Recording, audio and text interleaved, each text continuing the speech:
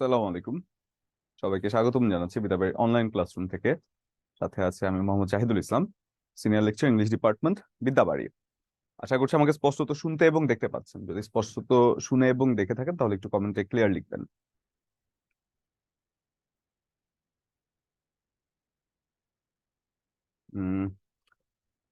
গ্যালারিতে দেখি কয়জন এসেছেন। আপনাদের তো অনেক কম স্টুডেন্ট আজকে, দুপুর টাইমে মনে হয় আপনারা কম জয়েন করেন।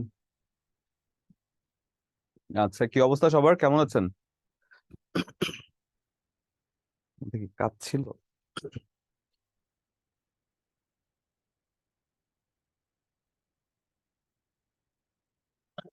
ক্যামেরাটা অফ করে দিতে। একটু সময় দেবেন আমাকে, দুটো মিনিট একটু সময় দেবেন।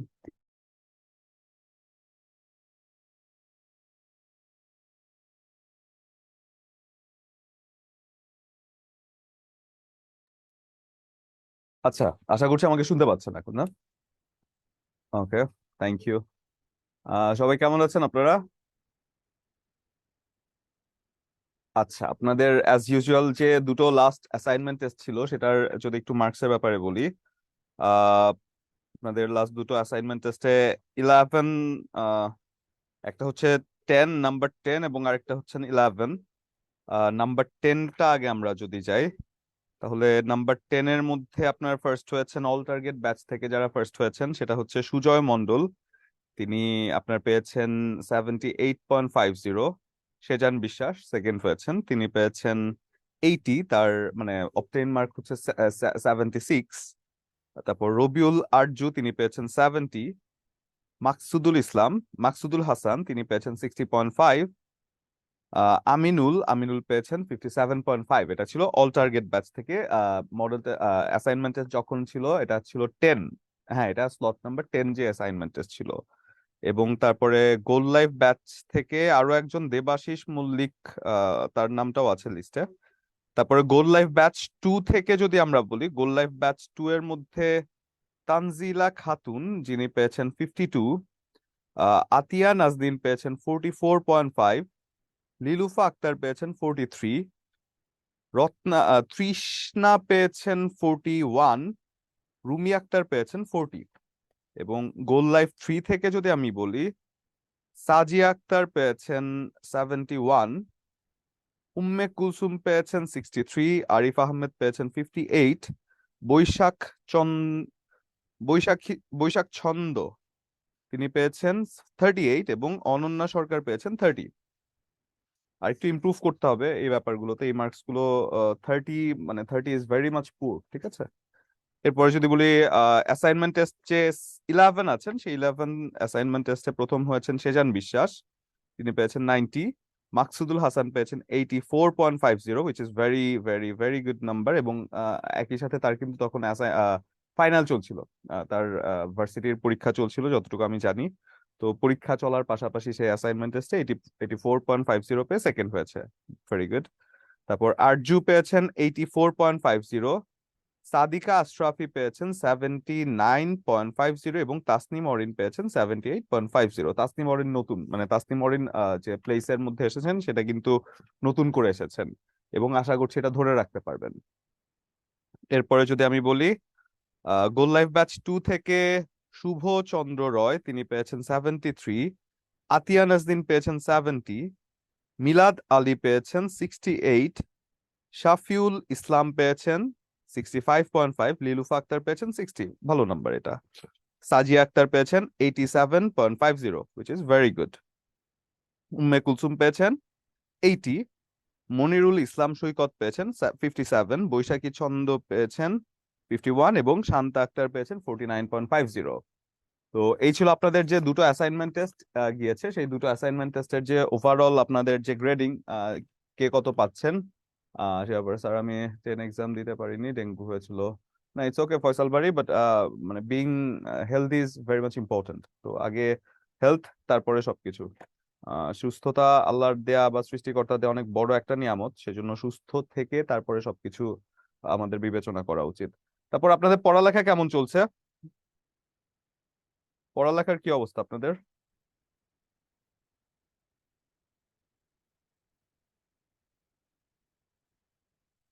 আচ্ছা, তো যেটা বলছিলাম যে আপনাদের নেক্সট অ্যাসাইনমেন্ট টেস্ট যেটা আছে সেটার জন্য আশা করছি পড়ালেখা শুরু করেছেন, এবং আজকের যে ক্লাসটি আছে সেই ক্লাসের মধ্যে যদি আমরা চলে যাই, আজকে কয়েকটা টপিক আমরা কভার করব। সেই টপিকগুলো যদি একটু বলি, এই টপিকগুলো হয় কি যে এখন আমরা যে টপিকগুলো নিয়ে এখন কথা বলবো সেই টপিকগুলো পুরোটাই হচ্ছে বেসিক আন্ডারস্ট্যান্ডিং। আপনি বেসিকটা যদি বোঝেন, আপনি এতদিনে যে গ্রামার গুলো পড়ে এসেছেন সেই বেসিকটারই অ্যাপ্লিকেশন। এখন আমরা যাচ্ছি অ্যাপ্লিকেশনে। আমরা যখন বলবো সাবজাংটিভ, আমরা যখন বলবো কি প্যারালালিজম, আমরা যখন বলবো কি এমবেডেড কোয়েশ্চেন, আমরা যখন বলবো এগ্রিমেন্ট ডিসএগ্রিমেন্ট, এই পুরো টপিকটাই হচ্ছে প্রিভিয়াস যে আমরা যা পড়েছি সেটারই কন্টিনিউড ভার্সন। সেই জিনিসগুলোরই আস্তে আস্তে অ্যাপ্লিকেশন আমরা এই জায়গার মধ্যে দেখবো। তো চলুন আজকের ক্লাসটা শুরু করে দেই। প্রথমে আমরা আজকে পড়বো সাবজাংটিভ। সাবজাংটিভ ব্যাপারটা আসলে কি? সাবজাংটিভ হচ্ছে এমন কিছু ভার্ব বা এমন কিছু অ্যাডজেক্টিভ বা এমন কিছু নাউন যেগুলো আসলে বলা হয় কিং অফ ইংলিশ গ্রামার। ঠিক আছে, thank you so much sir, আপনার পরামর্শ মতো পড়ে টেস্ট 11 দিয়েছে, আলহামদুলিল্লাহ মোটামুটি ভালো মার্কস আসছে। Very good Seema, thank you so much, very good. তো যেটা বলছিলাম যে সাবজাংটিভ, সাবজাংটিভ হচ্ছে কোন একটা একটা সেন্টেন্সের মধ্যে সাবজাংটিভকে বলা হয় king, king of English grammar. সাবজাংটিভের কিছু ওয়ার্ড আছে, কিছু স্পেসিফিক সাবজাংটিভের নাউন আছে, কিছু স্পেসিফিক অ্যাডজেক্টিভ আছে, কিছু স্পেসিফিক ভার্বও আছে। যেই ভার্ব গুলো যদি থাকে বা যেই নাউন গুলো যদি থাকে বা যেই অ্যাডজেক্টিভ গুলো যদি থাকে, তাহলে পুরো সেন্টেন্সের যে সচরাচর যে পরিবর্তন হওয়ার কথা বা পরিবর্তন হতে পারে সেই পরিবর্তন হয় না।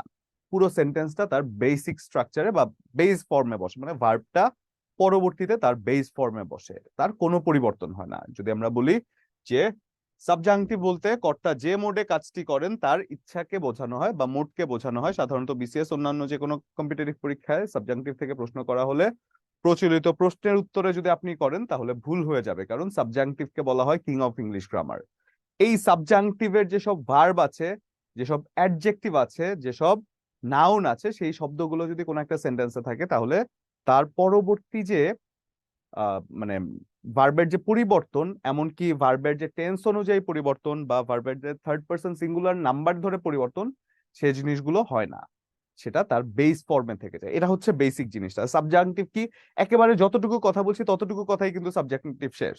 সেটা কি, যে সাবজাংটিভ ভার্ব গুলো যদি একটা সেন্টেন্সে থাকে বা সাবজাংটিভ অ্যাডজেক্টিভ একটা সেন্টেন্সে থাকলে, সাবজেক্টিভ নাউন একটা সেন্টেন্সে থাকলে, তার পরবর্তী যে ভার্বটি আছে সেই ভার্বটি সবসময় বেস ফর্মে বসে, সেটার কোনো পরিবর্তন হয় না। এবং উল্লেখ্য সাবজাংটিভের একটা ক্লজের সাথে আরেকটা ক্লজ যুক্ত হয় দ্যাট দ্বারা। আসুন একটু দেখে ফেলি আমরা ব্যাপারটা। দেখেন, আমরা ওয়ার্ড গুলোতে তো যাচ্ছি, আমি একটা প্রশ্ন আগে দেখাই। দেখেন বলা হচ্ছে the doctor suggested that his patient dash smoking.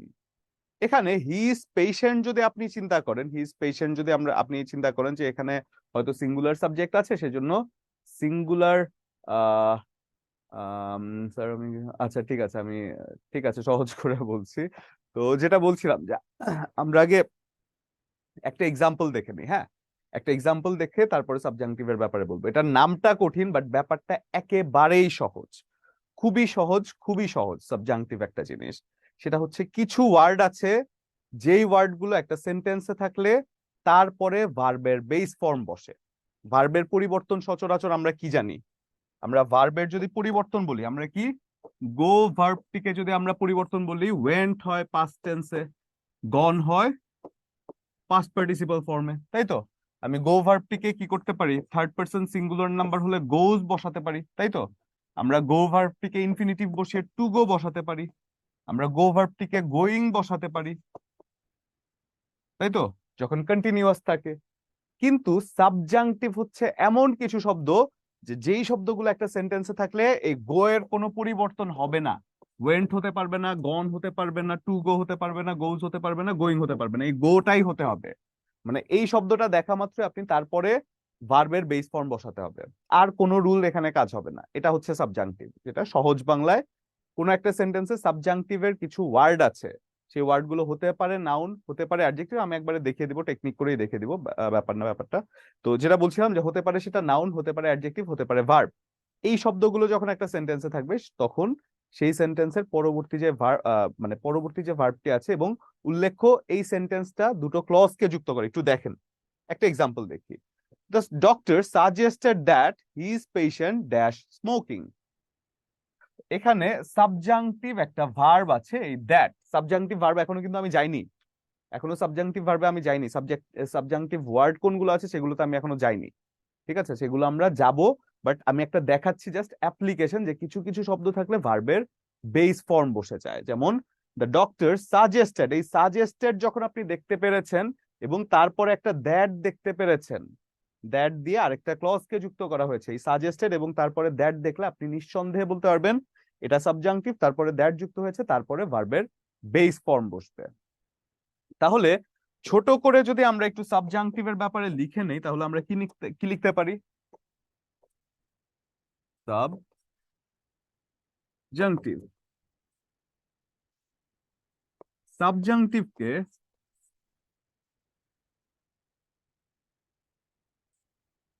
বলা হয় কিং অফ ইংলিশ গ্রামার। এই সাবজাংটিভ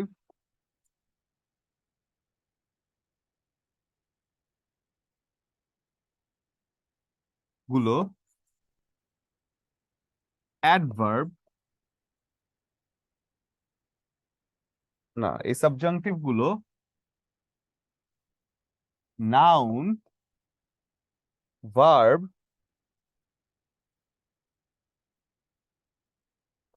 অথবা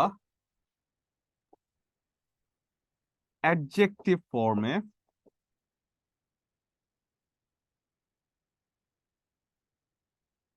থাকতে পারে। একটি সাবজাংটিভ ভার্ব, একটি সাবজাংটিভ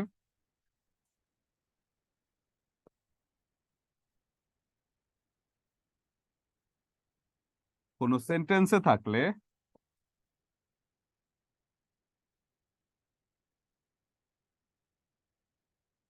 এবং তার সাথে আরো একটি ক্লজ,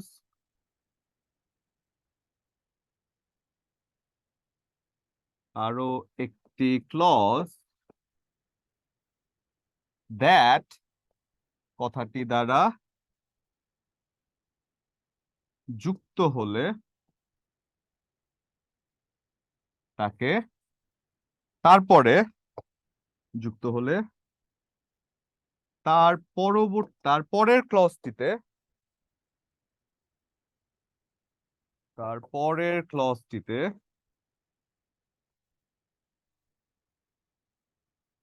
সব সময়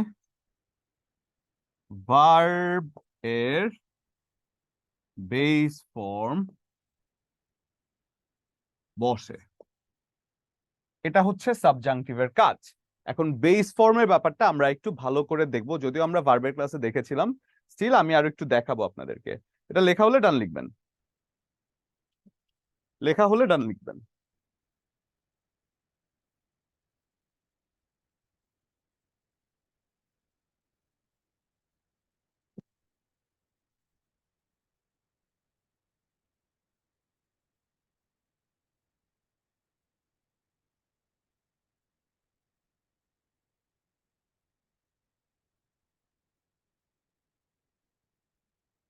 ওকে, ডান।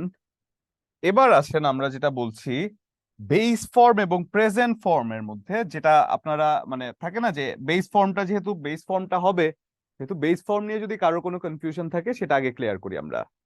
ধরেন আমি বলছি এক পাশে গো এবং আরেক পাশে গোজ, এখানে বেস ফর্ম আছে এবং প্রেজেন্ট ফর্মও আছে। এখন গো এবং গোজ এর মধ্যে কোনটি বেস ফর্ম কোনটি প্রেজেন্ট ফর্ম? হ্যান্ড রেজ করেছে কেউ একজন, হ্যান্ড রেজ করে বলতে হবে, কে বলতে পারবেন গো এবং গোজ এর মধ্যে কোনটি বেস ফর্ম কোনটি প্রেজেন্ট ফর্ম? কামরুল ইসলাম। জি স্যার, গোটা হচ্ছে বেস ফর্ম। গোটা বেস ফর্ম, আর গোজ? কোর্সটা বাক্যের সাবজেক্ট যদি থার্ড পারসন সিঙ্গুলার হয় সেক্ষেত্রে এস বাই যুক্ত হয়। তাহলে এক্ষেত্রে গোটা কি শুধু বেস ফর্ম? স্যার ওই সাবজেক্ট চেঞ্জ হলে আপনার ভার্বের চেঞ্জ হবে। এটা কি গোকে এই আমরা কারণে প্রেজেন্ট ফর্ম বলতে পারি? গোকে কি গো ভার্বটাকে কি আমরা প্রেজেন্ট ফর্ম বলতে পারি? জি স্যার, গো এবং হচ্ছে হ্যাঁ, গোস দুটিকে গো প্রেজেন্ট একই করা সাথে যাবে। বেস ফর্ম এবং প্রেজেন্ট ফর্ম, অর্থাৎ ভার্বটি যেভাবে জন্মগ্রহণ করেছে সেই রূপটিকে বেস ফর্ম বলে। ভার্বের জি জন্মগত যে রূপটি আছে, গো ভার্বটি গো হিসেবে জন্মগ্রহণ করেছে, সেজন্য এটাই হয়ে যাচ্ছে বেস ফর্ম। এবং গোস যখন এটা- বলছি, এটা কি বেস ফর্ম না প্রেজেন্ট ফর্ম? এটা হয়ে যাচ্ছে প্রেজেন্ট এটা ফর্ম, কারণ ভার্বটি এভাবে কিন্তু গোজ নামটা নিয়ে কিন্তু ভার্বটি জন্মগ্রহণ করেনি। ভার্বটি জি হয়েছিল স্যার, গো, কিন্তু থার্ড পার্সন ছিল বলে, থার্ড পার্সন সিঙ্গুলার নাম্বার ছিল বলে এর সাথে এস বাই এস যুক্ত করেছে, তাই তো?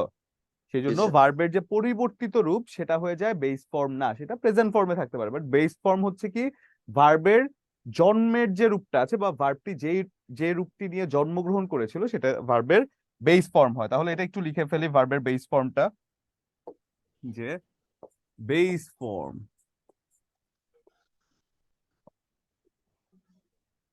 ভার্ব এর বেস ফর্ম হচ্ছে সেই রূপ যে রূপটি নিয়ে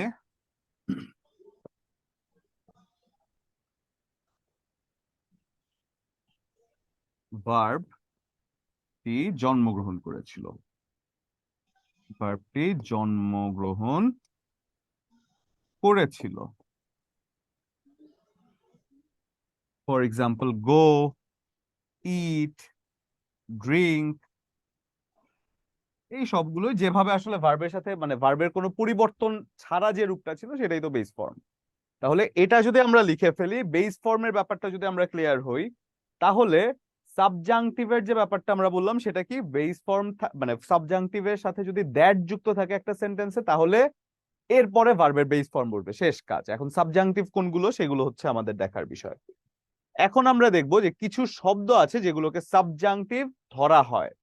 ফর এক্সাম্পল, আপনি কিছু ভার্ব আছে, সচরাচর ভার্বই বলা হয়, সাবজাংটিভ ভার্ব বলা হয়, কিন্তু আমি শুধু ভার্ব কথা বলবো না, কারণ সাবজাংটিভ অ্যাডজেক্টিভও থাকতে পারে, সাবজাংটিভ নাউনও থাকতে পারে। তো সেই জন্য আমি তিনটাকে আলাদা আলাদা করেই বলবো। সচরাচর সব, মানে সব জায়গায় মোটামুটি সাবজাংটিভ ভার্ব বলে এদেরকে পরিচিত করা হয়, কিন্তু সাবজাংটিভ অ্যাডজেক্টিভের ক্ষেত্রে, নাউনের ক্ষেত্রেও ব্যাপারটা কিন্তু সেম, যে এই সকল শব্দ কোন একটা সেন্টেন্সে থাকলে এবং পরবর্তী ক্লজটা যদি দ্যাট দ্বারা যুক্ত হয়, তাহলে ভার্বটি সবসময় তার বেস ফর্ম গ্রহণ করবে। অর্থাৎ বেস ফর্ম কি যেই রূপে জন্ম নিয়েছে সেই রূপে থাকবে, কোনো পরিবর্তন ভার্বটির করা যাবে না। ঠিক আছে, এবার যদি দেখি যে আহ, এখানে যে ভার্ব গুলো আছে, advise, ask, command, demand, decree, insist, move, prefer, propose, request, require, suggest, stipulate, urge, এই ভার্ব গুলো হচ্ছে সাবজাংটিভ ভার্ব।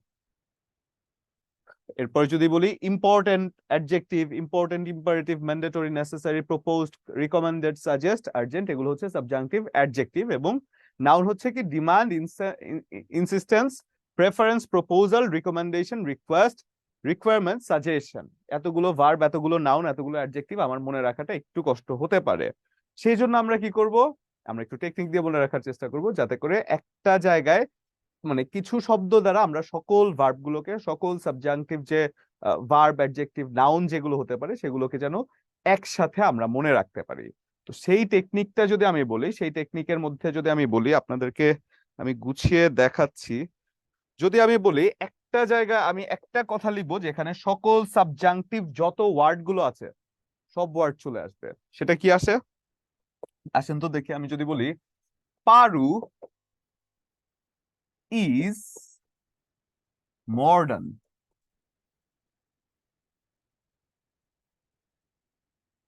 এখানে সবগুলো সাবজাংটিভ ভার্ব, আমি সবগুলো সাবজাংটিভ যত ওয়ার্ড আছে সেগুলো আমি নিয়ে আসবো। একটু খেয়াল করে দেখেন তো, আমি যদি বলি পিতে, পিতে কি হয়? পিতে হয় প্রপোজ, পিতে হয় কি আর প্রপোজ, প্রপোজাল, প্রপোজাল। তারপর আপনি যদি বলেন প্রেফারেন্স, প্রেফার, প্রেফারেন্স এবং প্রেফার। এই গেল পি। এগুলো সব সাবজাংটিভ, এগুলো দেখলে একটা সেন্টেন্সে তারপরে যদি ভার্বের বেস ফর্ম আপনি দেখেন, এটাকে নিঃসন্দেহে আপনি মানে এরপরে যদি আপনি দ্যাট দেখেন তাহলে নিঃসন্দেহে ধরে নেবেন সেটা সাবজাংটিভ হিসেবে আছে, এবং তারপরে ভার্বের বেস ফর্ম। এরপর যদি আমি বলি এতে কি হয়, এতে যদি আমরা বলি, এতে আমাদেরকে বলতে হবে আস্ক অ্যাডভাইস, আস্ক এবং অ্যাডভাইস সাবজাংটিভ ওয়ার্ড। এরপরে যদি আমি বলি আরে কি হয়, আরে কি হয়, আরে হয়ে যায় recommend, recommendation, require, request, recommend,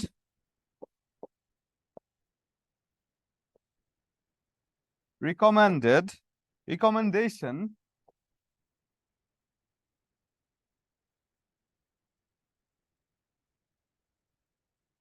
তারপরে যদি বলি রিকোয়ার, এবং তারপরে যদি বলি কি রিকোয়েস্ট, রিকোয়ারমেন্ট, একই প্রকার শব্দ যেগুলো সাবজাংটিভ ভার্ব হিসেবে এবং সাবজাংটিভ অ্যাডজেক্টিভ হিসেবে ব্যবহৃত হতে পারে। রিকোয়ার এবং রিকোয়ারমেন্ট, রিকোয়ারমেন্ট। তারপরে যদি আমরা বলি আর কি আছে, ইউতে হচ্ছে আর্জেন্ট এবং আর্জ,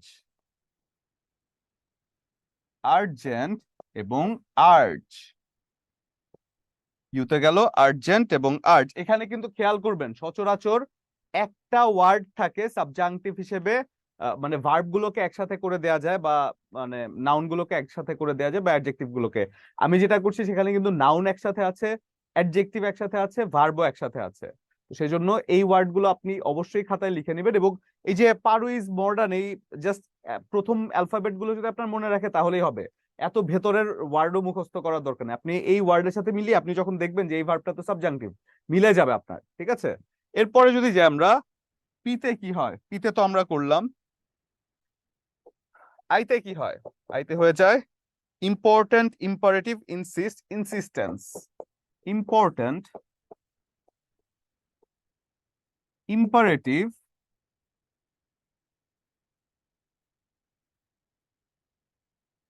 ইনসিস্ট, ইনসিস্টেন্স, ইনসিস্ট এবং ইনসিস্টেন্স।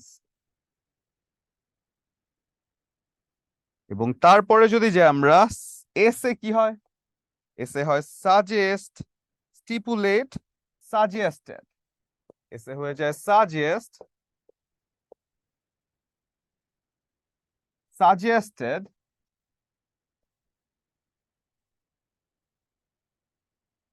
স্টিপুলেট, যার অর্থ হচ্ছে কি নির্ধারিত,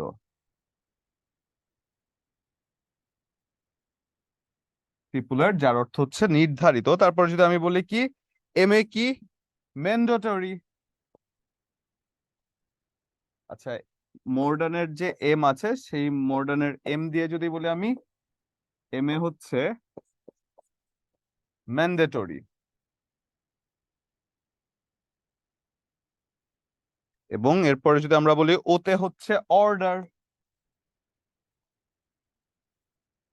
ওতে হচ্ছে অর্ডার। তারপরে কি ডিই তে হচ্ছে ডিমান্ড এবং ডিক্রি, ডিমান্ড এবং যদি আমি বলি ডিক্রি, ডিক্রি যেটাকে বলা হয় অফিসিয়াল অর্ডার, অফিসিয়াল অর্ডার। এবং তারপরে যদি আমি বলি আরে কি হয়, মডার্ন, ডিই আর এন না, আরে কি হয়, আরে হচ্ছে request, require, recommended, request, require, recommended.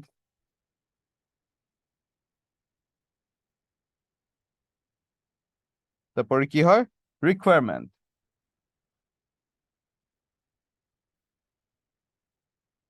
Requirement. এরপরে কি এনে হয়ে যায় কি নেসেসারি।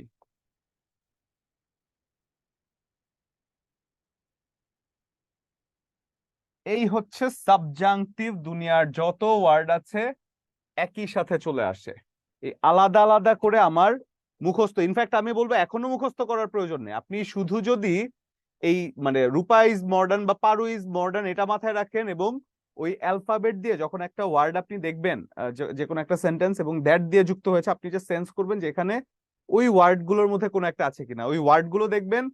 এগুলো মুখস্থ করারও প্রয়োজন নেই, আপনি দেখবেন অটোমেটিক্যালি আপনার মাথায় চলে আসে। তার মানে এই শব্দগুলোর পরে যদি একটা ক্লজে দ্যাট দিয়ে আরেকটা ক্লজ যুক্ত হয়, তাহলে তারপরের ক্লজে ভার্বের বেস ফর্ম বসবে, এটা হচ্ছে কথা। তাহলে আমরা কি লিখবো, যে এই শব্দগুলোর পরে,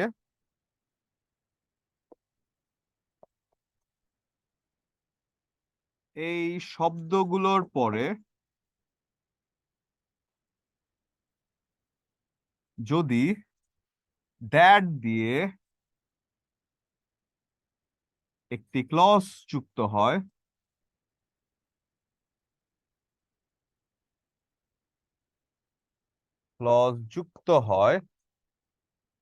তবে তার পরবর্তী ক্লজটিতে সবসময় ভার্ব এর বেস ফর্ম বসবে, ভার্বের বেস ফর্ম বসবে। এই গেল কাজ। ঠিক আছে, দেখেন তো এতটুকু লেখা হয়েছে, এবার এক্সাম্পল দেখলে একেবারে মানে 100% বুঝে যাবেন।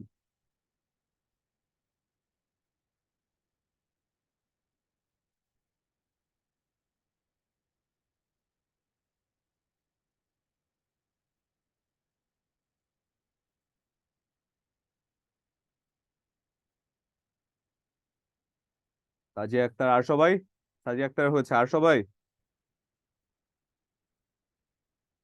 তাসনিম অরিন, ভেরি গুড, নুসরাত বিনতে নাসির, শিমু, আচ্ছা, অনেকেরই হয়ে গিয়েছে। তার মানে এখন যদি আমরা যাই, এই যে দেখেন এখানে আমি যেভাবে করে দিয়েছি সেই জায়গার মধ্যে একেবারে সবগুলো ভার্ব চলে আসে।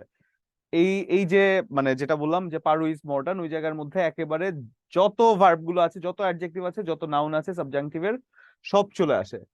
এবার যদি আমরা যাই যে এক্সাম্পলে, আর কোনো কিছু আমরা পড়বো না, দেখি তো এতটুকু আমরা যা পড়েছি তা দিয়ে হয় কিনা, দেখি তো একটু ট্রাই করে দেখি তো আমরা এটা কে পারি। দ্য ডক্টর সাজেস্টেড দ্যাট, এসে কি ছিল, সাজেস্টেডও ছিল। তো এসে সাজেস্টেড এর পরে কি হয়, জি সাজিয়া। আসসালামু আলাইকুম। ওয়ালাইকুম আসসালাম স্যার, বলুন। হিজ প্যাশন স্টপ হ্যাঁ, ভার্বের বেস ফর্ম হবে পেশেন্ট স্টপ, ভার্বের বেস ফর্ম। স্টপস হলো না কেন? কারণ স্টপসটা বেস ফর্মে নাই, পরিবর্তিত হয়েছে, তাই এটা তো। Present form. G should sir. Stop হলো না কেন? এত স্যার পাস্ট টেন্সেই নাই হ্যাঁ, পাস্ট টেন্সে এখান নাই, থেকে। প্লাস এটা তো আপনার কোনো এখানে মানে মডাল তো আসলে বসার কোনো জায়গা নেই, কারণ বেস ফর্ম মানে বেস ফর্মে ওই যে আই অ্যাম ইটিং রাইস বললে কি আর বেস ফর্ম হয়? হয় না তো। তো জি সেই না জন্য স্যার। বেস ফর্মে নিয়ে নেয়ার প্রয়োজনে এটাও হলো না, এটাও হলো না, সেই জন্য এটা হয়ে যাচ্ছে সাবজাংটিভ হিসেবে স্টপ। তারপরে কোয়েশ্চেনটা যদি দেখি, এরপর কি বলবেন এটা, অনির্বাণ বিজয়। থ্যাংক ইউ সাজিয়া, পেরেছেন আপনি। জি বিজয়, শুনতে পাচ্ছেন? জি স্যার, জি স্যার শুনতে পাচ্ছি। আচ্ছা বলুন, এটা কি হবে? Choose the incorrect sentence.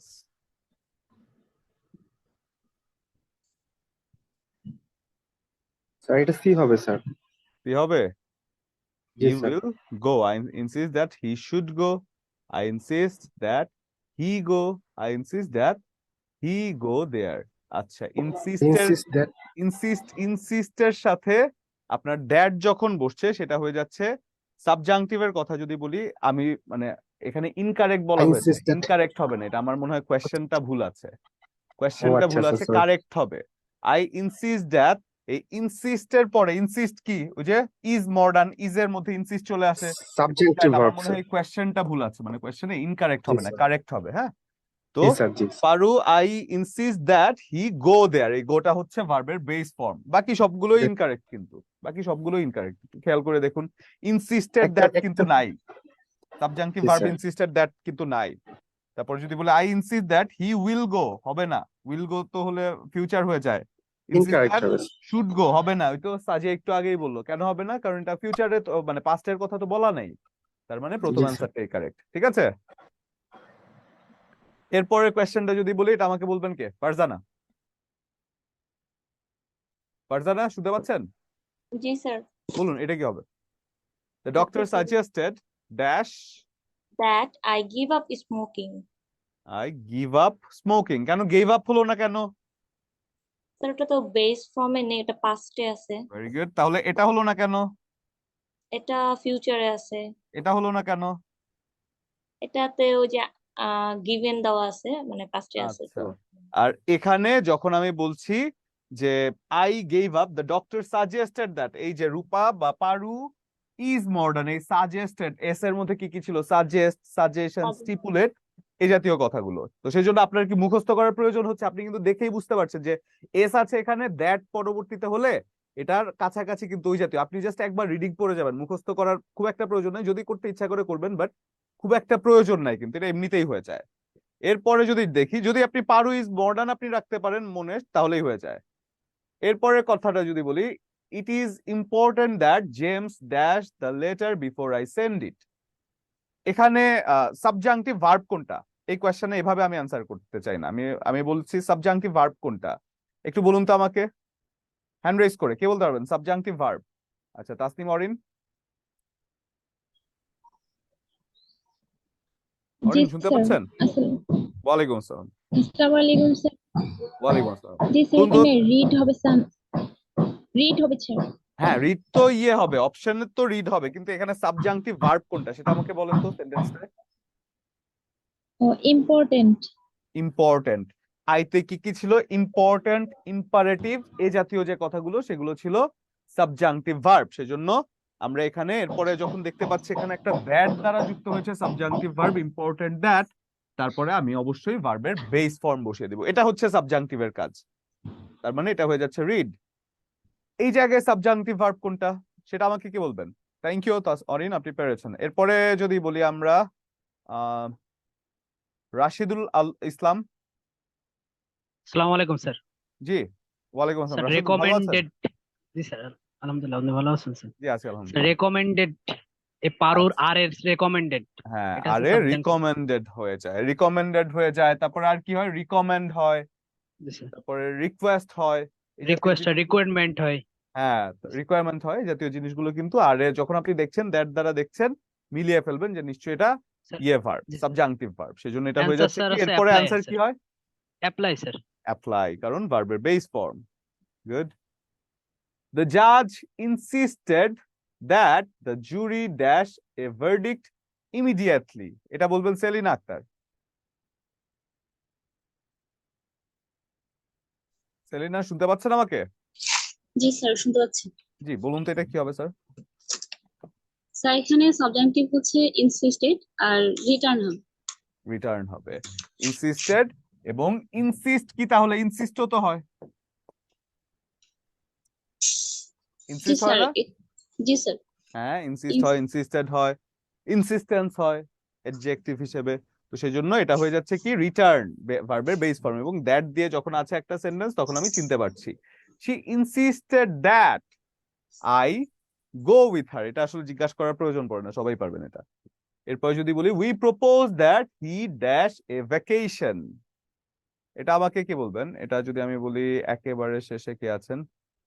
Jayanta gain. Jayanta শুনতে পাচ্ছেন?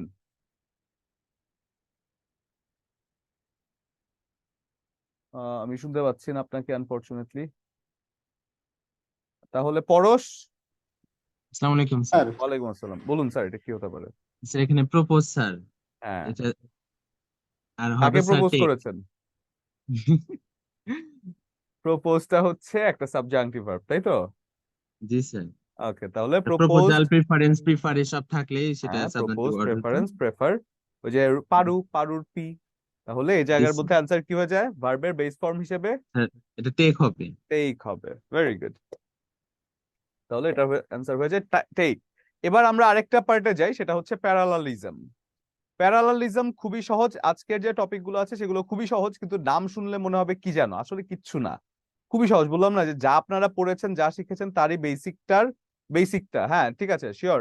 জুনায়েদ হ্যান্ড রেজ করবেন, একটু হ্যান্ড রেজ করে তারপরে বলবেন।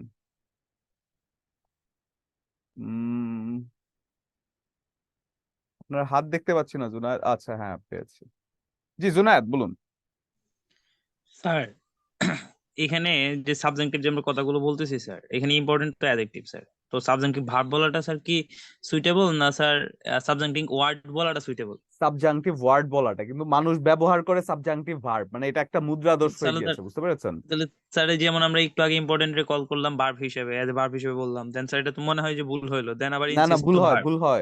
ভুল হয় কিন্তু মানে সাবজাংটিভ সচরাচর মানুষ সাবজাংটিভ কথাটা ব্যবহার করতে গিয়ে সাবজাংটিভের সাথে ভার্ব নিয়ে আসে।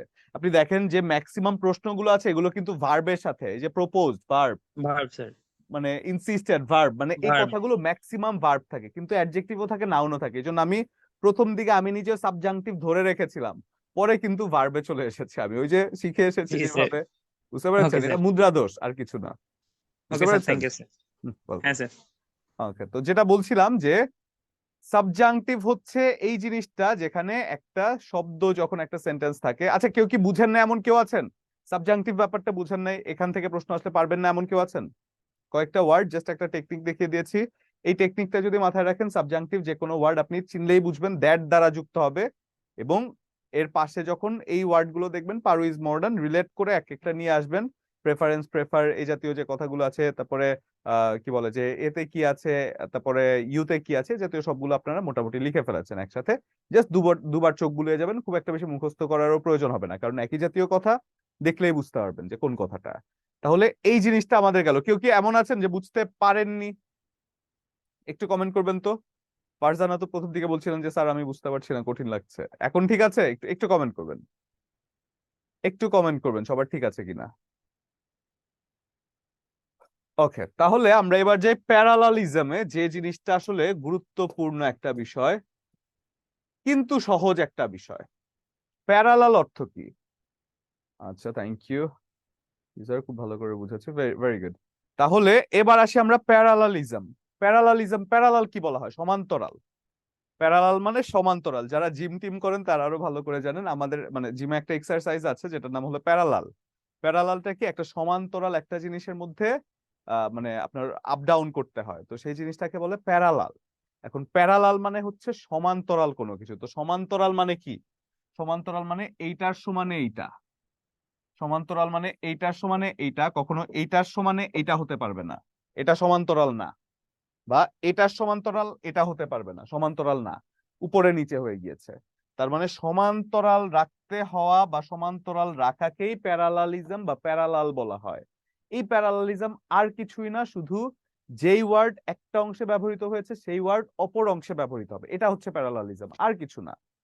দেখেন, প্যারালালিজম যদি আমি বলি, যদি তিনটি উপাদানের সমন্বয়ে গঠিত হয়, রুল টুল কোনো কিছু না, আপনাদের লেকচার শিটে অনেক রুল আছে, জাস্ট এটা বেসিক বুঝলে ক্লাসটাই ইনাফ আপনার জন্য, আর কোনো কিছু এটার জন্য পড়ারও প্রয়োজন নাই। প্যারালালিজম হচ্ছে সমান্তরাল, একটার সমান্তরালে আরেকটা জিনিসকে রাখা। কিসে সমান্তরালে? কিসে? ধরেন সেন্টেন্সের একটা অংশে নাউন দ্বারা শুরু হয়েছে, পরের অংশে আপনি যদি ভার্ব দেন, মানে একই জাতীয় কথাগুলো, তাহলে কিন্তু সেটা বেমানান। যেখানে ভার্ব তিনটা জায়গায় যদি ভার্ব ব্যবহৃত হয়, একটা জায়গায় যদি, দুটো জায়গায় যদি ভার্ব দিয়ে একটা জায়গায় অ্যাডজেক্টিভ ফর্ম দিয়ে দেন, সেটা কিন্তু বেমানান। মানে একটা সেন্টেন্সে কোন একটা কিছুর, কোন একটা শব্দের যেই ফর্মটা বেশি ব্যবহৃত হয়েছে সেই ফর্মটাই ব্যবহার করা উচিত, যেটাকে বলা হয় প্যারালালিজম, মানে সেটার সমান্তরালে রাখা কোনো কিছু। দেখুন তো, বলা হচ্ছে যদি তিনটি উপাদানের একটি তালিকা তৈরি করা হয় তাহলে সেগুলোর গঠন হবে noun noun noun, verb verb verb, gerund gerund gerund. যদি আমরা একটা বিগত সালের প্রশ্ন দেখি, দেখেন সিইং ইজ, সিইং ইজ, এখানে কি? সিইং ইজ টু বিলিভ যদি আমি বলি তাহলে কি প্যারালাল হলো? সিইং কি এখানে ভার্বের সাথে আইএনজি যুক্ত ফর্মে আছে, আমার আর কিছু বুঝি আর না বুঝি, আমি তো এতটুকু বুঝবো যে এর পরের অংশটা অবশ্যই আইএনজি যুক্ত ফর্মে হবে। এটা তো ইনফিনিটিভ নিশ্চয়ই হবে না, হবে কি? ইনফিনিটিভ হওয়ার কোনো প্রশ্নই আসে না, বিলিভড হওয়ারও প্রশ্ন আসে না, বিলিভিং হতে পারে, এছাড়া আর কোনো কিছুই কিন্তু অ্যান্সার হতে পারে না। সেজন্য seeing is believing is the appropriate answer. দেখেন তো এই ব্যাপারটা বুঝতে পারছেন কিনা? এটাই, একটা ওয়ার্ড যে ফরম্যাটে থাকবে সেই বাকি ওয়ার্ড গুলো সেই ফরম্যাটেই থাকবে। এরপরে যদি আমরা আরো একটা নিয়মে যাই, সেটা কি? ওয়ার্ড লেভেল যদি বাক্যে কনজাংশন থাকে, সেক্ষেত্রে কনজাংশনের আগের অংশে যেরূপ শব্দ বসবে পরের অংশে সেই রূপ শব্দ বসবে। কনজাংশন কি? আমরা তো জানি কনজাংশন কি, যে দুটো ক্লজকে যুক্ত করে। ফ্যান বয়েস কথাগুলো, যে he and I, you and me, এই জাতীয় যে কথাগুলো আছে, এই জাতীয় কথাগুলো কি কনজাংশন। এন্ড যে কথাটা আছে, and FANBOYS for, and not, but, yet, so, জি ওই Anirban Bijoy already FANBOYS লিখে ফেলেছেন। তো এই জাতীয় কথাগুলো হয়ে যায় কি কনজাংশন। এখন বলা হচ্ছে কনজাংশনে প্রথম অংশ যে মানে যেই পার্টস অফ স্পিচ থাকবে, দ্বিতীয় অংশটাও সেই পার্টস অফ স্পিচই থাকবে। যদি একটা এক্সাম্পল দেখি, দেখেন তো, the boys use to like dash and dash model এরোপ্লেনস। দেখেন তো একটু চিন্তা করে, আমরা কোনো কিছু পারি না, আমরা কোনো কিছু পারি না মনে করেন, কিন্তু এতটুকু তো বুঝি যে এখানে এন্ড দ্বারা যুক্ত হয়েছে, এটা যে জাতীয় একটা কথা হবে, এটাও সেই জাতীয় একটা কথা হবে, সমান্তরাল রাখতে হবে, তাই তো? এটা যে পার্টস অফ স্পিচ হবে, এটাও সেই পার্টস অফ স্পিচ হবে, এটা যে জাতীয় কথা হবে, এটাও সেই জাতীয় কথা হবে। দেখি তো এখানে কোনটা কোনটা একই জাতীয় কথা আছে। টু মেকিং টু ফ্লাইং, এটা কি ঠিক বলেন তো আমাকে? টু মেকিং টু ফ্লাইং, এটা কি ঠিক? এই কথাটা কি ঠিক? যদি ঠিক না হয় একটু হ্যান্ড রেজ করবেন, কেন ঠিক না সেটা আমাকে বলবেন, কেন ঠিক না? আচ্ছা জুনায়েদ, জি জুনায়েদ। স্যার এটা ঠিক না হচ্ছে স্যার, টুর পরে স্যার মূলত ভার্বে বেস ফর্ম বসে, ইনফিনিটিভ যেটা বলে। বেস ফর্ম বসে, তো সেজন্য এটা ঠিক না কোনোভাবেই। যদিও জি স্যার। একই রকম ফর্মেটে আছে, একই রকম কি আছে না, মেকিং টু ফ্লাইং, কিন্তু ভার্বের বেস ফর্ম নাই, সেজন্য না। এরপর যদি আমি বলি মেক ফ্লাই, যদি আমি বলি কি মেক ফ্লাই, এটা কেন হলো না? আমরা এই জিনিসটাও পড়েছি। দেখি এটা কি বলতে পারেন? খুব সূক্ষ্ম, খুব সূক্ষ্ম। দেখি আমার ক্লাসের কোন স্টুডেন্ট এটা ধরতে পারেন, খুব সূক্ষ্ম একটা জিনিস। আচ্ছা, আইরিন সুলতানা এবং সাজিয়া আক্তার দুজন হ্যান্ড রেজ করেছেন। জি আইরিন। স্যার ইউজ টু এর পরে মূলত ভার্বের very good, very ING good, হয়, ভেরি কিন্তু গুড। এখানে সূক্ষ্ম একটা জায়গা ছিল মেক এটা। আর ফ্লাই হচ্ছে বেস ফর্ম আছে। Very good. সেটা কি আমরা কি জানতাম যে get use to, with a view to, with a Forward view to, with a view to, get use to, তারপর ক্যান নট হেল্প টু, এগুলো তো আপনারা জানেন। এদের পরে ভার্বের সাথে আইএনজি ING যুক্ত হয়, সেজন্য এখানে কি ছিল, সেন্টেন্সে কি ছিল? ইউজ টু, ইউজ টু এর পরে ভার্বের আইএনজি আইএনজি হবে, মেকিং ফ্লাইং অ্যান্সার হবে। এজন্য এটা অ্যান্সার হবে না। একই রকম ফরম্যাটে থাকলেও এই দুটো অ্যান্সার হলো না এই কারণে। টু মেক টু ফ্লাইং, এটা তো মিলছে না, এটা কি প্যারালাল হলো? আইরিন বলুন তো আমাকে, প্যারালাল হয়েছে? না স্যার, প্যারালাল হয়নি, কারণ টু এর পরে মূলত বেস ফর্ম হয়, কিন্তু ওটাতে আইএনজি হয়ে গেল, এটাও হ্যাঁ, হয়নি। এরপর এটা ফ্লাইং এ আইএনজি হয়ে গেল, সেজন্য এটার অ্যান্সার হয়ে যায় কি মেকিং এন্ড মেকিং ফ্লাইং, তাই তো? সূক্ষ্ম জি স্যার। একটা জিনিস দেখেন এখানে, আপনি খুবই সহজ, কিন্তু এই জিনিসটা যদি আপনি খেয়াল না করেন, এটা কি নতুন পড়া? এটা কিন্তু আমরা আগে পড়েছি, এটা আমরা আগে পড়েছি সাবজেক্ট ভার্ব এগ্রিমেন্টে, বেসিক আগেই আইডিয়া এগুলো, পড়েছি। হ্যাঁ হ্যাঁ, বেসিক পড়া এগুলা। বেসিক পড়া আমাদের, বেসিকের এখন হচ্ছে অ্যাপ্লিকেশন। আজকের যে লেকচার পুরোটাই অ্যাপ্লিকেশন। তাহলে এটা আমরা এই জায়গাটা চলে গেলাম। এরপরে কি লিস্টের ধারাবাহিক তালিকার মাধ্যমে এক একটা সিমিলার রাখতে হবে। Jerin is a scholar and athlete, এরপরে কি হতে পারে বলেন তো? প্যারালাল যদি আমরা রাখতে চাই, কি করতে পারি আমরা এখানে? যদি এই সেন্টেন্সটাকে আমরা প্যারালাল রাখতে চাই, আমরা কি করতে পারি? এটা আমাকে কে বলবেন হ্যান্ড রেজ করে? আচ্ছা সাজিয়া। Sir, Jane is a scholar, an athlete, and an artist.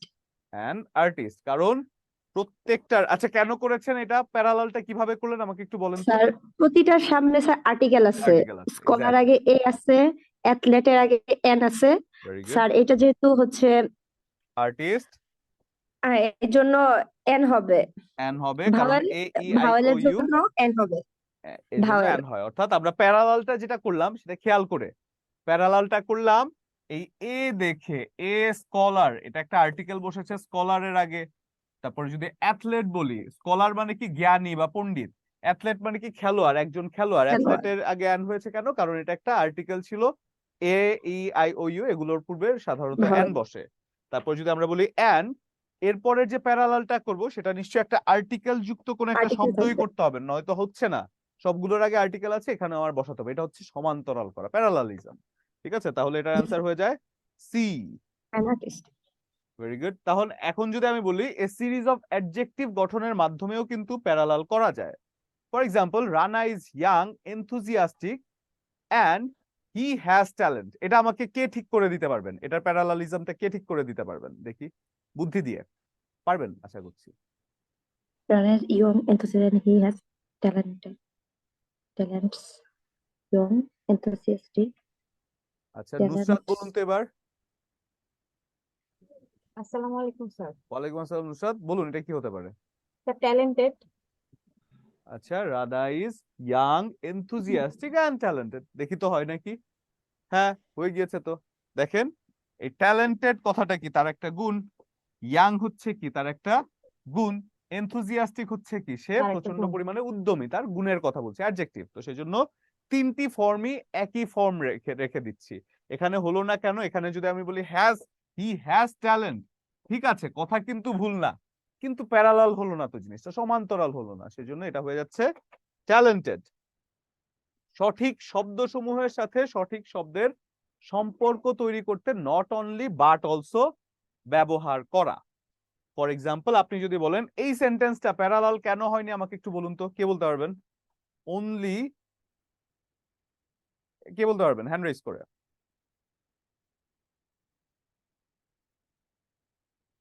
আচ্ছা দেখি কে কে বলতে পারেন। অরিন বলুন তো, তাসনিম অরিন। স্যার এখানে নট অনলির সঙ্গে বাট অলসো বসবে, কিন্তু Not এখানে only- শুধু অনলি অনলি দেয়া আছে।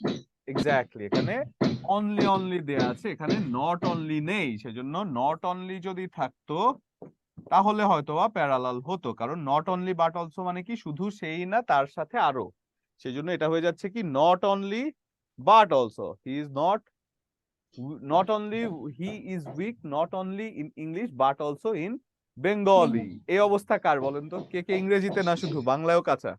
বলেন কে আছেন, হ্যান্ড রেজ করবেন দেখি। এখন যারা হ্যান্ড রেজ করে রেখেছেন আমি কিন্তু ধরবো যে তারাও মনে হয় বাংলায় কাঁচা। দেখি না, বাহ জুনায়েদ মাশাআল্লাহ সাহস আছে, ভেরি গুড। আমিও কাঁচা, হ্যাঁ আমিও কাঁচা, এই ইংরেজি বাংলা দুটোতেই কাঁচা। এরপরে যদি আমরা বলি আচ্ছা ম্যাথে কাঁচা, ম্যাথ আসলে ম্যাথে তো আমি মহা কাঁচা।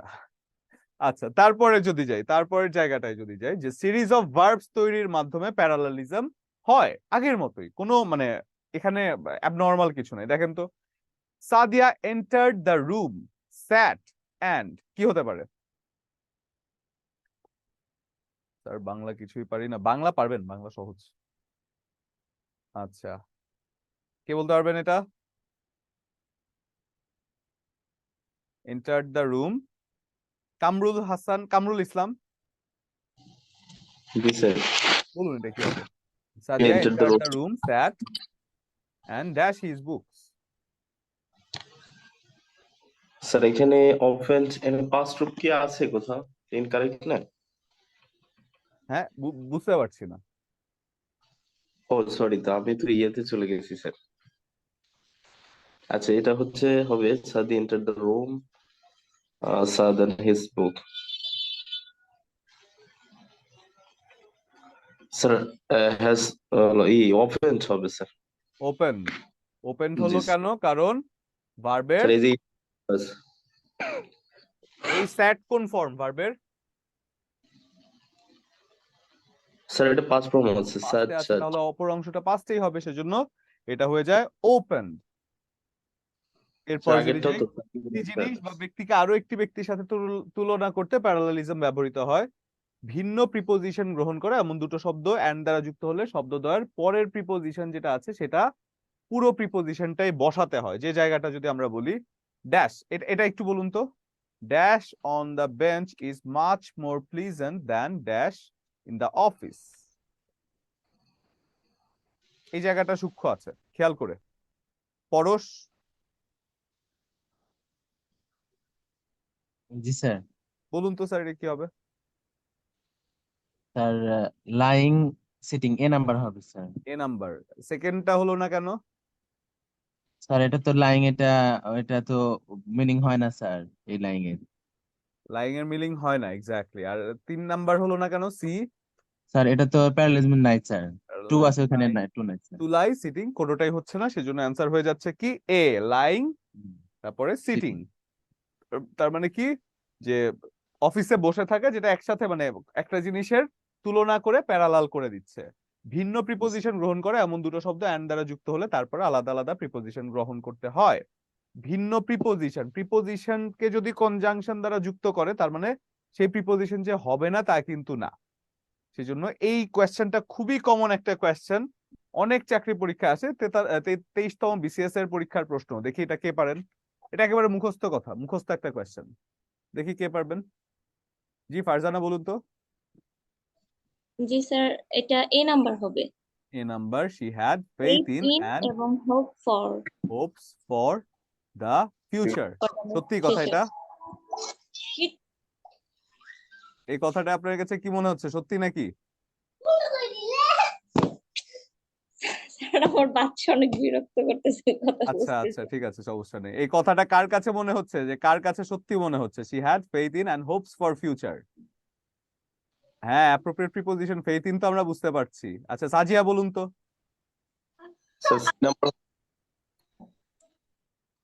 জি স্যার। সাজিয়া, এটা কি সত্যি কথা? হ্যাঁ, স্যার। জি স্যার, আমার এরকম বিশ্বাস অনেক আছে। Very good. She had faith in and hopes for the future. Sir হ্যাঁ, বিশ্বাস আছে এবং বিশ্বাস আশাও আছে। এবং আশা আশাও আছে। আছে। এখন জি একটা থাকলে কিন্তু হবে না, একটা থাকলে কিন্তু না, হবে না। খেয়াল করে দেখুন, সেন্টেন্সও আপনাকে মোটিভেট করে, আপনার মানে জাহিদ স্যারের কোয়েশ্চেনও আপনাকে মোটিভেট করে। কিভাবে? এই যে ফেইথ ইন, আস্থা রাখতে হবে নিজের উপরে, হোপস ফর, বিশ্বাস রাখতে হবে সৃষ্টিকর্তার উপরে, তাই তো? আশা করতে হবে আর কি। প্রথমে আস্থা নিজের উপরে রাখতে হবে এবং তারপরে বিশ্বাস রাখতে হবে বা আশা করতে হবে। সেজন্য ফেইথ যদি শুধু করেন আপনি, হোপ কি হলো এটা? এমন হয়ে গেল কেন? আশা বন্ধ হয়ে গেছে, দাঁড়ান একটু সমস্যা হচ্ছে। আচ্ছা একটু ইয়েটা অফ করে দেন, একটু সময় দিবেন আমাদেরকে।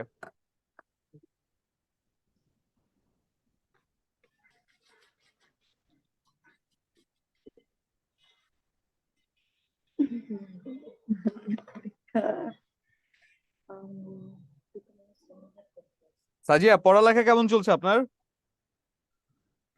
স্যার সাধারণ জ্ঞান শুধু স্যার অনেক মুখস্থ করতে হচ্ছে, লিখতে। এটা কোন, এটা সদর দপ্তর কোথায়?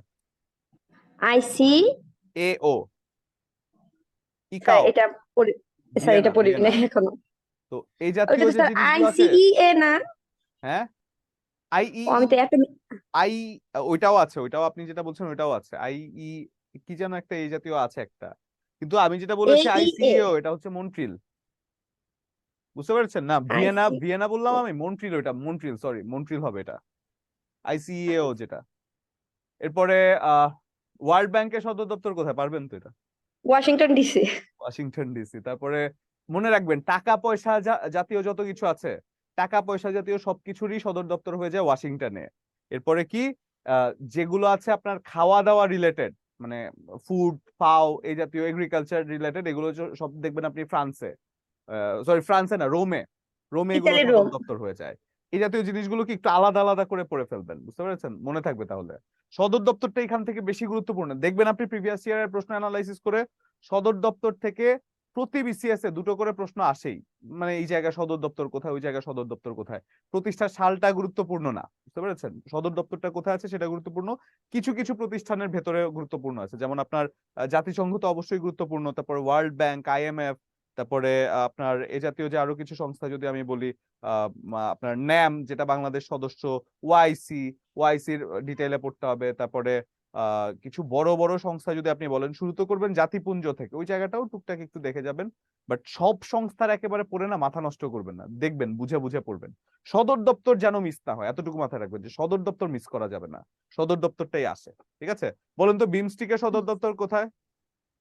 ঢাকা। আচ্ছা ভেরি গুড, বিমস্টিক সদর দপ্তর ঢাকা। তাহলে তো বলুন তো আমাকে, সিরডাপের সদর দপ্তর কোথায়? ঢাকা চামেলিয়া হাউস। দুটোই কিন্তু এসেছে বিসিএস এ, বুঝতে পেরেছেন? এরপরে যদি যাই, এটা কি আমরা করেছিলাম? It is recommended that she, G sir এগুলো আগেই। এগুলো তো আমরা করেছি। প্যারালালিজমে আমরা ছিলাম কোথায়? Not only but also.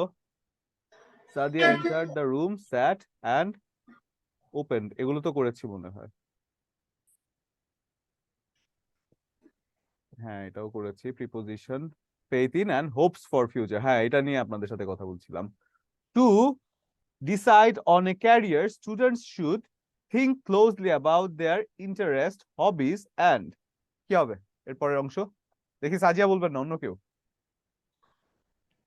অন্য কে বলতে পারবেন?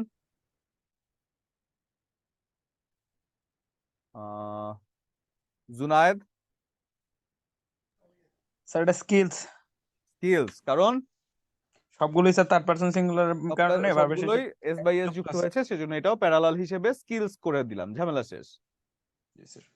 এরপরে যদি যাই আমরা তারপরের কোয়েশ্চেনটায়, I am fond of gardening, reading and, কি বলবেন, কে বলবেন এটা অ্যান্সার? আমাকে বলবেন তো। অরিন, তাসনিম, অরিন? জি স্যার, এটা ডান্সিং হবে। হ্যাঁ, ডান্সিং, কারণ আইএনজি যুক্ত আছে সবগুলোতে, সেজন্য গার্ডেনিং, রিডিং অ্যান্ড ডান্সিং এই জায়গাটা হয়ে যায় বি।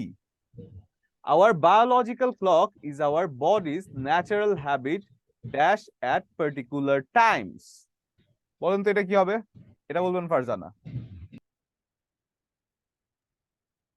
স্যার এটা of sleeping, eating and growing. Of sleeping, eating and growing. অনেক তাড়াতাড়ি ধরে ফেলেছেন তো আপনি, কিভাবে কিভাবে ধরে ফেলেন? আমারই তো সময় লাগবে আরো।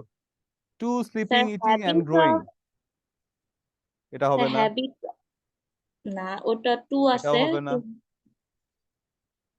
আচ্ছা, তাহলে এটা অ্যান্সার, আপনি অ্যান্সার ঠিক আছে, কিন্তু এত তাড়াতাড়ি ধরলেন কিভাবে? আপনার চোখে খুব পাওয়ার ভালো আছে, যেটা মনে হলো খুব তাড়াতাড়ি ধরে ফেলেছেন। কোয়েশ্চেনটা পড়তেও সময় লাগে আরো বেশি। Very good. স্যার আমি আগেই পড়ছিলাম, যখন আপনি প্রশ্ন আনছেন তখন। আচ্ছা আচ্ছা, এই জন্য আপনি তাড়াতাড়ি মনে হয় পেরে গিয়েছেন। এরপরে যদি যাই, এগ্রিমেন্ট অর ডিসএগ্রিমেন্ট। এগ্রিমেন্ট এবং ডিসএগ্রিমেন্টের ব্যাপারটা কি? এটাও কিছু না, এটাও বেসিক জিনিস, যে কোনোটায় আপনি হা বলছেন, কোনোটায় আপনি না বলছেন। হা বললে কিভাবে হা বলছেন, না বললে কিভাবে না বলছেন, এটা হচ্ছে এগ্রিমেন্ট অর ডিসএগ্রিমেন্ট। এটা জাস্ট একটা সেন্টেন্স আমরা দিয়ে পুরো স্ট্রাকচার বুঝে ফেলবো। পুরো স্ট্রাকচারটা কি? হা বোধক এগ্রিমেন্টে এক প্রকারের স্ট্রাকচার হয়, না বোধক এগ্রিমেন্টে আরেক প্রকারের স্ট্রাকচার হয়। দেখি আমরা যদি দুটো সেন্টেন্স দেখেন, এগ্রিমেন্টের মূলত অ্যাফার্মেটিভ এগ্রিমেন্টকে বলা হয় হা বোধক, এবং মতানৈক্য প্রকাশ করাকে বোঝানো হয় না বোধক। সেক্ষেত্রে হা বোধক হলে সো, টু, অলসো এই জাতীয় কথাগুলো ব্যবহৃত হয়। সো মানে কি এই জন্যে, টু মানে কি আমিও, অলসো মানে কি সেই সাথে। এবং যদি আমি বলি নেগেটিভ এগ্রিমেন্ট, নেগেটিভ এগ্রিমেন্টে নাইদার, নর, আইদার এই জাতীয় জিনিসগুলো ব্যবহৃত হয়। তার মানে এগ্রিমেন্ট এবং ডিসএগ্রিমেন্ট, যেটা অ্যাফার্মেটিভ এগ্রিমেন্টে যে জিনিসগুলো, এটা আমরা জানি, হ্যাঁ না, এই যে এগুলো যে ব্যবহার করা হয় এগুলো আমরা জানি, কিন্তু এটা একটা বেসিক স্ট্রাকচার আছে, যে বেসিক স্ট্রাকচারটা দুই ভাবে করা যায়, একভাবে না, দুই ভাবে করা যায়। তাহলে সেই বেসিক স্ট্রাকচার গুলো আমরা নর্মালি, আপনারা যদি বইতে দেখতে যান, অনেক স্ট্রাকচার দেখবেন, অনেক কিছু দেখবেন, অনেক মানে এটার পরে সেটা, সেটার পরে এটা। আমি এত কিছুতে যাবই না, আমি সেন্টেন্স দিয়ে করব, খুব সহজ। সেন্টেন্স দিয়ে করলে খুবই সহজ। সেন্টেন্স ছাড়া যদি করতে যান, অনেক বড় রুলস মুখস্থ করবেন, কিন্তু সেন্টেন্স দিয়ে করলে যত সহজে পারবেন, রুলসে তত সহজে পারবেন না। আসুন তো একটু দেখি। যদি আমরা বলি এটা কি এগ্রিমেন্ট বোঝাচ্ছে না? she is happy and so I am, এই এগ্রিমেন্ট যদি বোঝায় তাহলে সো বসতে পারে অথবা টু বসতে পারে, দুটো যে কোনো একটাই বসতে পারে। সো হলে একটা স্ট্রাকচার, টু হলে আরেকটা স্ট্রাকচার। তার মানে সো হলে অবশ্যই সো এর পরে ভার্ব, এর পরে আই। সো এর পরে আইটা পরে বসে, মানে সাবজেক্ট পরে বসে সো থাকলে। এবং যদি একটা সেন্টেন্সে এন্ড এর পরে প্রথমে কোন একটা সাবজেক্ট থাকে, তাহলে তারপরে গিয়ে টু হয়। অর্থাৎ যখন আপনি একটা সেন্টেন্সে সো দেখছেন, সো এর পরে ভার্ব, তারপরে সাবজেক্ট। কিন্তু যদি টু দেখেন, তাহলে আগে সাবজেক্ট তারপরে ভার্ব। এটা হচ্ছে মেইন কথা। কিন্তু সেন্টেন্স কিন্তু দুটোই কারেক্ট। আপনি যদি বলেন she is happy and so am I, সে সুখী এবং সেই সাথে আমিও, সেন্টেন্স কিন্তু হচ্ছে।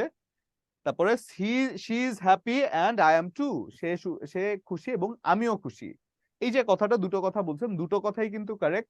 একটা হচ্ছে সো এর পরে অক্সিলারি ভার্ব প্লাস সাবজেক্ট, আরেকটা হচ্ছে এন্ড এর পরে সাবজেক্ট ভার্ব টু। এটা হচ্ছে কথা। তার মানে এগ্রিমেন্ট ডিসএগ্রিমেন্টে যদি আমরা বলি, একটা ফরম্যাট আমরা নিতে পারি, যে ফার্স্ট ক্লজের পাশে, ফার্স্ট ক্লজের পরে যদি এন্ড দেয়া হয়, এন্ড এর পরে যদি আমি সো দেই, সো দিলে ভার্ব দিব আমি, ভার্ব প্লাস সাবজেক্ট, মানে সো এর পরে সাবজেক্ট চলে আসে, এটা একটা ফরম্যাট হতে পারে। এবং আমি যদি বলি আরেকটা ফরম্যাট, সেটা হচ্ছে ফার্স্ট ক্লজটা আমরা দিব, এরপরে যদি এন্ড দ্বারা যুক্ত করি, এন্ড দ্বারা যুক্ত করলে আমি একটা সাবজেক্ট বসাবো, তারপরে আমি ভার্ব বসাবো, এবং তারপরে আমি টু বসাবো। ঠিক আছে? যদি সহজে মনে রাখতে চাই, কিভাবে মনে রাখতে পারবো? যে যদি আমি প্রথমে সাবজেক্ট দেই আই বা ইউ বা মি বা যাই বলেন না কেন, তারপরে সাবজেক্টটাকে ওই পার্সনটাকে টু বলা হয়, মানে সেই মানুষটাকে টু বলা হয়। যদিও এটা একটা সিলি এক্সাম্পল হবে, বাট স্টিল মনে রাখার জন্য ইফেক্টিভ। কারণ কখন আগে সাবজেক্ট বসবে, কখন পরে সাবজেক্ট বসবে, এটা নিয়ে ঝামেলা হয়। আগে নিশ্চয়ই কাউকে ভালোবাসবেন, সেই মানুষটাকে তারপরে আই লাভ ইউ টু বলবেন, তাই তো? তার মানে ভালোবাসা আগে, মানুষটা আগে থাকবে, তারপরে আপনি টু বলবেন, তাই তো? সেই জন্য যখন সাবজেক্টটা প্রথমে থাকবে, টুটা পরে বলবেন। কিন্তু যদি আপনি সোটা প্রথমে বলেন, তার মানে আপনার কি অনেক ifs and buts and so এই জাতীয় অনেকগুলো কথা আছে, তার মানে সেই মানুষটা আপনার কাছে বেশি একটা গুরুত্বপূর্ণ না। আপনার কাছে এর থেকে গুরুত্বপূর্ণ হচ্ছে ভার্ব। সো বলে ভার্ব খুঁজে তারপরে মানুষ খুঁজছেন, বাট টু যখন বলছেন তখন কিন্তু প্রথমে মানুষটাকে নিয়ে আসছেন, যে না আমিও তো তোমাকে প্রয়োজন। ঠিক আছে? হ্যাঁ, সেটা অর্থ হয়। তো সেই জন্য যদি আমরা দুটো স্ট্রাকচারের কথা বলি, একটা স্ট্রাকচারে কি ফার্স্ট ক্লজের সাথে and plus so plus verb plus subject, তারপরে যদি আরেকটা স্ট্রাকচার বলি first clause plus and plus subject plus verb plus to, অর্থাৎ টু যদি থাকে তাহলে প্রথমে সাবজেক্ট আসবে, এটা হচ্ছে কথা। টু যদি থাকে তাহলে প্রথমে সাবজেক্ট আসবে। দেখি তো এরপরে সেন্টেন্সে, she did pictures and so did I. ওই যে আপনার কাছে পার্সন গুরুত্বপূর্ণ না, আপনার কাছে সো গুরুত্বপূর্ণ, সেজন্য সোটাকে আগে এনেছেন, পার্সনটাকে পরে নিয়েছেন, অক্সিলারি ভার্ব বসিয়ে আপনি কাজটা করছেন। কিন্তু যখন আপনি বলছেন she did pictures and I did it too, এই যে টুটা পরে দিচ্ছেন, কারণ মানুষটাকে ভালোবাসেন আপনি, সেজন্য টু বলছেন, তাই না? একটু সেজন্য বোর্ডে ডিটেইলে এই যে লিখে দেন। জায়গাগুলো আছে, এই জায়গাগুলো এভাবে আপনি চাইলে মনে রাখতে পারেন, যে টু তখনই বসবে যখন প্রথমে সাবজেক্টটা থাকে, সেই মানুষটাকে বোঝানো হয়, সেই মানুষটাকে মি টু বলা হয়। কিন্তু যখন সো প্রথমে থাকে তখন অনেক সো আপনি মানে অনেক পণ্ডিত, সেজন্য আপনার কাছে মানুষটা পরে আপনার মাঝখান দিয়ে অনেক কিছু আছে। তো সেজন্য এই জিনিসটাকে এভাবে মনে রাখা যায়। যতটুকু পড়েছেন, যতটুকু আমি দেখিয়েছি, ততটুকু যদি বোঝেন, এই জায়গা থেকে আর পড়ার কিছু নেই। তারপরে যদি যাই ডিসএগ্রিমেন্টে, ডিসএগ্রিমেন্ট কি? কোনো কিছু না বোধক যখন বোঝানো হয়, মতনৈক্য যখন বোঝানো হয়, কারোর সাথে কেউ যদি একমত না বোঝায়, সেক্ষেত্রে কোন জাতীয় শব্দগুলো ব্যবহৃত হয়? Neither, either. আচ্ছা, এই জিনিসগুলো একটু স্ক্রিনশট রেখে দেন বা লিখতে পারেন, কারণ আপনাদের আমি লেকচার শিটটা দেখেছি, লেকচার শিটটা মোটামুটি অনেক ইলাবোরেটিভ করে বা মানে একটু ভয়ঙ্কর ভাবেই লেখা আছে। এটা একটু লিখে নিতে পারেন, মানে যতটুকু আসলে আপনার প্রয়োজন সেটা। যে মূলত অ্যাফার্মেটিভ এগ্রিমেন্টে হ্যাবোধক বাক্যের সাথে মতানৈক্য, একমত প্রকাশ না করাকে বোঝায়। বাক্যের প্রথমে করা না করাকে বোঝায়। বাক্যের প্রথম অংশে যদি সো টু অলসো ইত্যাদি ব্যবহৃত হয়, পক্ষান্তরে প্রথম অংশে সো টু না হলে নেগেটিভ এগ্রিমেন্ট, নাইদার নর, আইদার অর ইত্যাদি ব্যবহৃত হতে পারে। এই হচ্ছে বেসিক, একেবারে পুরো বেসিক।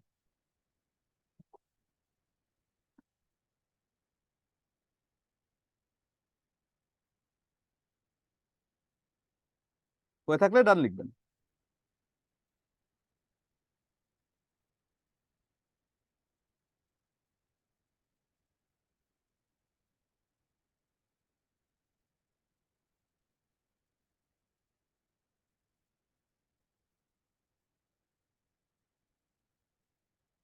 নামাজের বিরতি, আমরা আসরের নামাজের বিরতিটা এফোর্ড করতে পারি না জুনায়েদ। আমরা একবারে ক্লাসটি শেষ করে তারপরে নামাজটা পড়ে নিবো। হ্যাঁ, আসরের বিরতিটা আসলে দেয়া হয় না।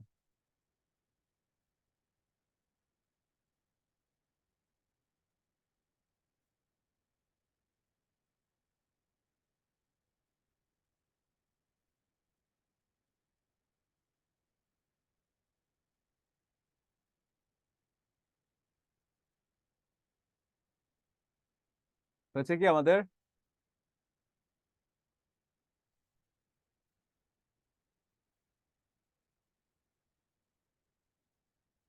ডান অর ইন, ওকে ডান। এরপরে যদি আমরা বলি, এই যে আমি যেটা লিখেছিলাম, যে স্ট্রাকচারটা লিখেছিলাম, যে first clause plus so plus verb plus I বা subject, first clause plus and plus I বা subject plus verb plus too, এটা কি লিখেছিলেন? অতটুকুই ইনাফ, অতটুকুই ইনাফ। ওটা কি লিখেছিলেন? একটু কমেন্ট করবেন।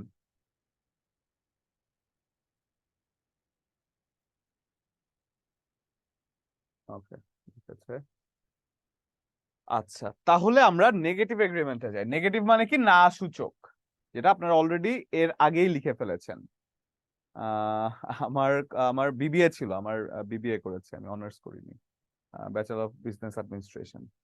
তো যেটা বলছিলাম যে এটি হচ্ছে কারোর না সূচক বাক্যের সাথে মতানৈক্য বা একমত প্রকাশ না করা হলে, সেক্ষেত্রে প্রথম অংশে যদি নাইদার নর আইদার অর এই জাতীয় কথাগুলো থাকে, তাহলে এই মানে না সূচক ক্ষেত্রে নাইদার নর এই জাতীয় কথাগুলো ব্যবহৃত হয়, নাইদার নর আইদার এই জাতীয় কথাগুলো ব্যবহৃত হয়। ঠিক আছে, এখন যদি আমরা এক্সাম্পলে দেখি, এই সব ঝামেলা আমরা যাবো না, আমরা এক্সাম্পল দিয়ে দেখবো। ঠিক আছে, I did not know the answer and did not either and he did not either, এই জায়গার মধ্যে যদি দেখি যে ফার্স্ট ক্লজের সাথে অ্যান্ড যুক্ত হয়েছে, তাই তো? প্রথম অংশের সাথে অ্যান্ড যুক্ত হয়েছে, এবং তারপরে আমি দেখছি যে সাবজেক্ট হয়ে যাচ্ছে, তারপরে ভার্ব হয়ে যাচ্ছে, এবং তারপরে একটা নট হয়ে যাচ্ছে আইদার। এখন আইদার মানে কি? যে আইদারটা কিন্তু পজিটিভ, আইদারটা পজিটিভ, নাইদার হচ্ছে নেগেটিভ। আইদারটা পজিটিভ, নাইদার হচ্ছে নেগেটিভ। আইদার যদি একটা নেগেটিভ স্টেটমেন্টে আপনি বসান, তাহলে তার আগে নট বসাতে হবে অবশ্যই, কারণ আইদারটা পজিটিভ। কারণ নেগেটিভ স্টেটমেন্টে বোঝানো হয় I did not know the answer, আমি এই অ্যান্সারটা জানি না।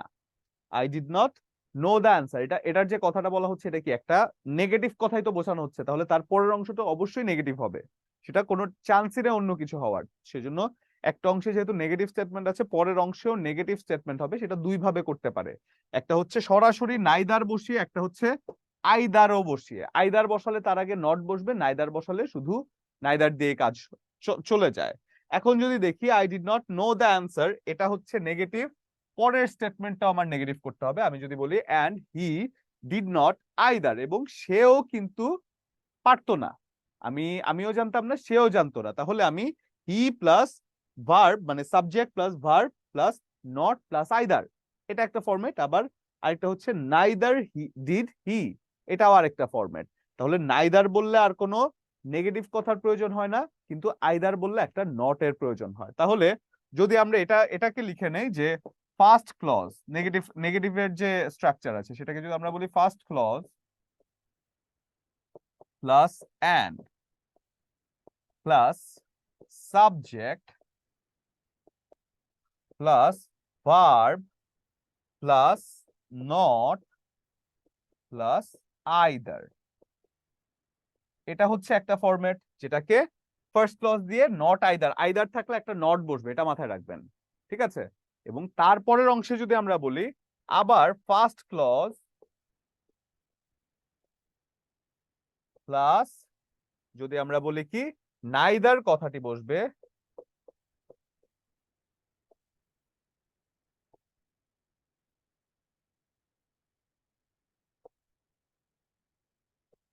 ফার্স্ট ক্লজ প্লাস নাইদার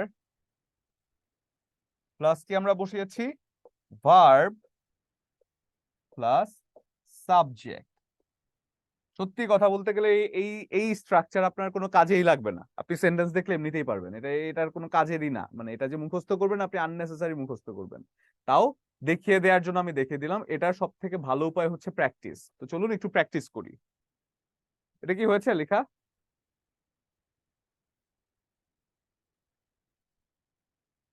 লেখা হয়েছে? ওকে, এবার যদি আমরা প্র্যাকটিসে যাই, দেখেন তো হি ইজ হার্ড ওয়ার্কিং অ্যান্ড, এটা কি একটা পজিটিভ স্টেটমেন্ট? তাহলে তারপরের পজিটিভ স্টেটমেন্টটা কি হতে পারে? দেখেন তো মিলে কোন জায়গায়? হ্যান্ড রেজ করে। আচ্ছা, প্রথমে হ্যান্ড রেজ করেছেন ফারজানা। জি ফারজানা বলুন। So am I. তো এম আই, কারণ আপনি বেশি পণ্ডিত, তাই সোটা আগে আসছে, মানুষটা পরে গিয়েছে, তাই তো? এই জি জন্য sir. He is hard working and so am I, মজার না জিনিসটা মনে রাখার জন্য কিন্তু সুবিধা হয়। তারপরে জি যদি স্যার। বলি my friends does not like sweets, এটা কি বলবো? এটা নুসরাত তারপরে আছেন। জি নুসরাত বলুন। নাইদার, নাইদার, কারণ এটা কি নেগেটিভে ছিল, এটা একটা নেগেটিভ সেন্টার, তো এখানে তাহলে এখানে পরেরটা নাইদার। neither আমি হবে। যদি আইদার বসাতাম তাহলে কি করতে হতো? স্যার ওখানে স্যার ডাজ নট লাইক, তো এখানে নটটা সরিয়া পজিটিভ সেন্টেন্স আনতে হতো। এটা আরেকবার বলবেন, বুঝিনি আমি আপনার কথা। স্যার যদি আইদার আনতে হতো তাহলে এখানে একটা নট বসে এটাকে পজিটিভ মানে নেগেটিভ করতে হতো আগে। নেগেটিভ করতাম, তাহলে নট বসতো। আইদার থাকলে একটা অবশ্যই নট বসতো। এখন বলেন তো এখানে স্ট্রাকচারটা কোন কাজে আসে? স্যার এটা তো দেখেই বোঝা যাইতেছে। হ্যাঁ, স্যার এটা আমরা দেখেই বলতে পারতেছি। সেটাই। স্ট্রাকচারটা হলো আননেসেসারি জিনিস, আছে তাই লেখালাম আর কি, ঠিক আছে? তার মানে এটা হয়ে যাচ্ছে নাইদার। তারপরে যে কোয়েশ্চেনটা আছে, he can not ride a bike, এটা কি হতে পারে বলেন তো? এটা Irin Sultana. He can ride a bike. So can't I. Irin class করেছেন? জি স্যার। তাহলে সো কেন বললেন? সো কোন জায়গায় ছিল? নাইদার ক্যান আই Neither বা can নাইদার I হবে can sir. I Neither can একটা হতে I. পারে। হ্যাঁ, Neither can't I. Neither can I, neither তো একটা নেগেটিভ, নিজেই নেগেটিভ। নাইদারের পরে কি আবার নেগেটিভ দেওয়ার দরকার No. আছে? Sorry স্যার, সি নাম্বারটা neither can I. আপনি কি একটা জিনিস খেয়াল করেছেন আইরিন? আপনি কিন্তু চারটা অপশন ঘুরে এসেছেন। এটা অ্যান্সার করতে গিয়ে আপনি চারটা অপশন কিন্তু ঘুরে ফেলেছেন, বুঝেছেন? আমি গুলিয়ে ফেলেছি স্যার এখানে neither A আর C এর মধ্যে। আচ্ছা আচ্ছা, ঠিক আছে। এরপরে যে এটা বলেন তো, আপনিই বলেন আইরিন, এটা বলেন যে my friend does not like fish and, এটা কি হবে? Does not like fish. Neither I do. Neither I do নাকি নাইদার ডু আই? আমরা Neither. স্ট্রাকচার লিখেছি, জি স্যার, neither do I হবে। ডু আই হবে। আচ্ছা, তাহলে দেখি অ্যান্সারটা। পরে নাইদার নাইদার ডু আই, কারণ নাইদারের পরে সবসময় ভার্বটি বসে, তারপরে আই বসছে। যাই। তারপরে যদি দেখি time has change and so, এটা কি বলবেন? এটা তারপরে আছেন Kamrul Islam. Sir have we বলবেন। We have we, time has changed and so have we। জি কেন have we হলো কেন? তো এর পরে ভার্ব মাঝখানে, সাবজেক্ট পরে দিয়েছি, তাই তো?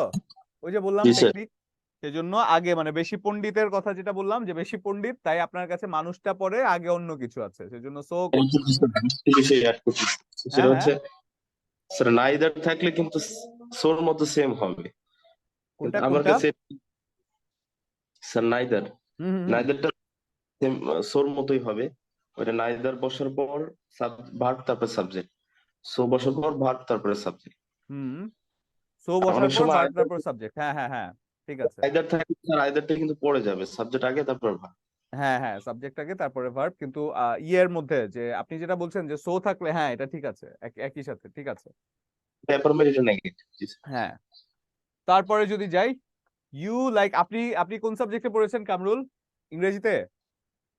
স্যার না স্যার, তাহলে স্যার আমি অ্যারাবিক ল্যাঙ্গুয়েজ এন্ড লিটারেচার। কোনটায়? Arabic language and literature. ও আচ্ছা আচ্ছা, আপনি আমাকে কোন সাবজেক্টে পড়েছি মনে করেছেন? স্যার আপনি বলেন বিবিতে পড়ছেন। না না, আপনি যে জিজ্ঞাসা করলেন, আপনার মানে কোনো গেস কি ছিল যে স্যার এটাই পড়েছেন বা এরকম কিছু? না স্যার, আপনি জানতে চাচ্ছি আসলে আপনি কোন সাবজেক্টে পড়ছেন। আচ্ছা আচ্ছা, ঠিক আছে, সমস্যা নেই। আচ্ছা, এটা বলুন কি হবে? ইউ লাইক চকলেট, এটা কি হতে পারে? Sir and so do I. and so do I, হ্যাঁ হতে পারে। আমি যদি বলি মি টু, তাহলে কি হয়? স্যার হবে না এটা। কেন মি টু হলো না কেন? স্যার মিটা হচ্ছে সাবজেক্টটা অবজেক্টিভ ফর্মে আছে। জি স্যার, অবজেক্টিভ ফর্ম আছে, তবে বি নাম্বার হচ্ছে আইটা সাবজেক্ট ফর্ম আছে, বাট এখানে ভার্ব, এই কারণে হবে না। সেজন্য এটার অ্যান্সার হয়ে যায় কি?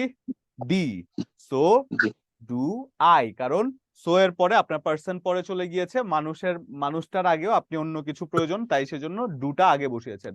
Prefer Peter can not go and I can't, এটা কি হবে এরপরে? সহজ একটা জিনিস, দেখেন তো, কামরুল না, এটা এরপরে বলবেন পরশ। পরশ বলুন তো। জি স্যার, এটা হবে আইদার। আইদার, হ্যাঁ, কারণ এটাও নেগেটিভে আছে, এটাও নেগেটিভে আছে, তাহলে আর কোনো কিছু এখানে নেগেটিভে নেওয়ার প্রয়োজন নেই। এখানে আইদার যদি আপনি বলে দেন তাহলেই হয়ে যায়। কিন্তু যদি নাইদার বলতেন, সরি আইদার বললে তার আগে একটা নেগেটিভ হতে হবে, সেটা নেগেটিভ স্টেটমেন্ট যদি বানাতে হয় আইদার বললে অবশ্যই নেগেটিভ হতে হবে। She is a painter and কি, এটা কি হবে? পড়োশি বলুন তো। জি স্যার, এটা হবে and so is he. So is he, কারণ ওই যে ভার্ব আগে সাবজেক্ট পরে, তাই তো? জি স্যার। আচ্ছা, he behave so nicely with me and so, কে বলবেন এটা হ্যান্ড রেজ করে? Did I? So did I, হ্যাঁ, সো এর পরে ভার্ব পরে গিয়েছে, ভার্বের পরে সাবজেক্ট হয়েছে, সেজন্য সো ডিড আই। আচ্ছা, এবার আসি আমরা এমবেডেড কোয়েশ্চেনে। Thank you. আরেকটা পার্ট আছে আমাদের আজকে ক্লাসের, যে পার্টটা হচ্ছে এমবেডেড কোয়েশ্চেন। আজকের যে ক্লাসটা আছে সেই ক্লাসটার মানে এগুলো আমরা মোটামুটি জানি, বাট স্টিল এগুলো একটু আসলে ঝালাই করে দেখানো, যে জায়গা থেকে কিন্তু প্রশ্ন সচরাচর এসে থাকে। এমবেডেড কোয়েশ্চেন কি? এমবেডেড অর্থ কি? এমবেডেড কম্পিউটার আপনারা পড়েছেন না? কম্পিউটারে পড়েছেন না? এমবেডেড কম্পিউটার কে বলতে পারবেন হ্যান্ড রেজ করে? এমবেডেড কম্পিউটার কে বলতে পারবেন হ্যান্ড রেজ করে, একটু বলুন তো।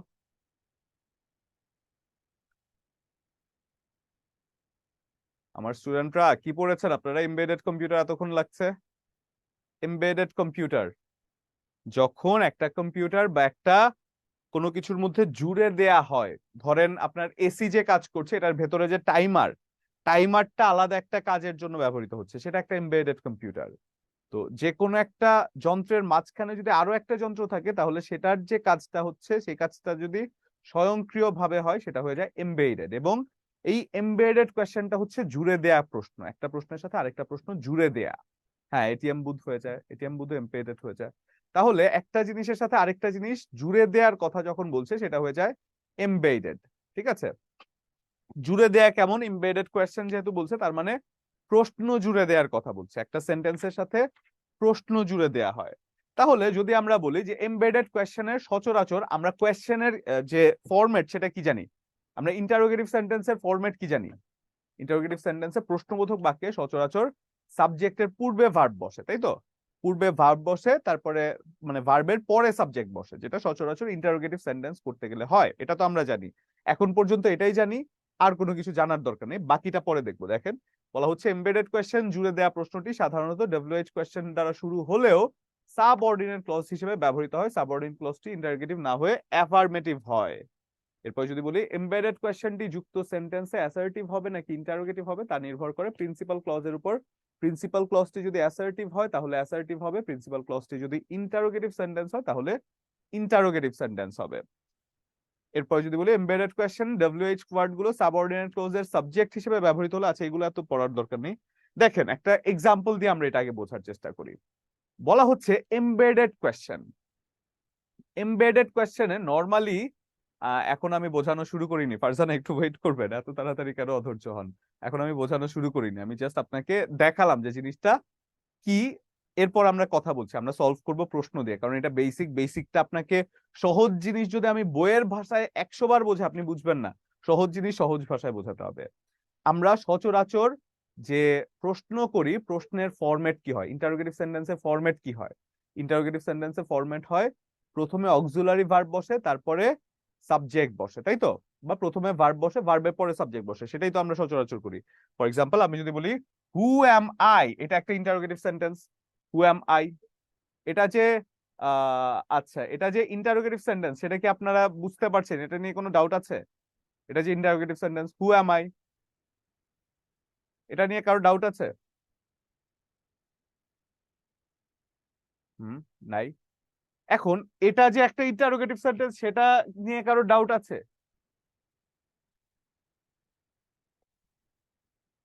এটা নিয়েও কারোর ডাউট নেই। এখন দুটো সেন্টেন্সকে আমি যে জুড়ে দিব, দুটো সেন্টেন্সই যদি ইন্টারোগেটিভ হয় তাহলে ডাবল কোয়েশ্চেন মার্ক হয়ে যাওয়ার কথা না?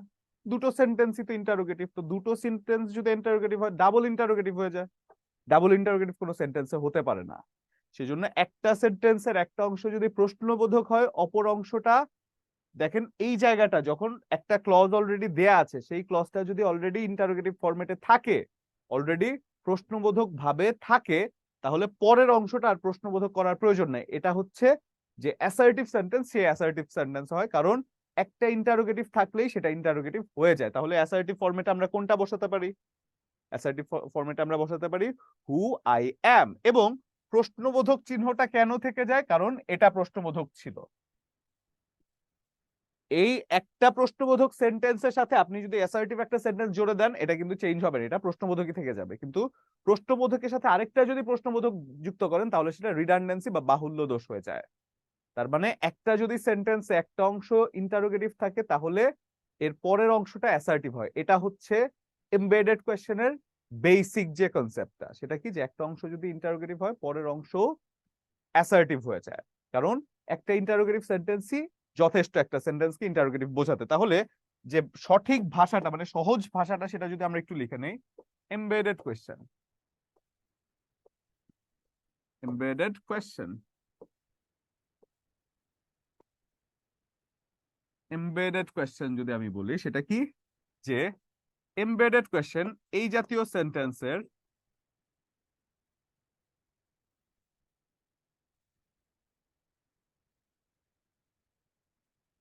বেসিক হচ্ছে সেন্টেন্সের একটি অংশ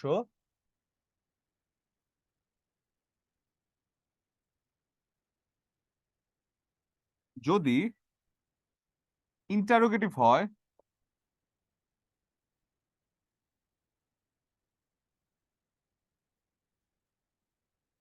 তাহলে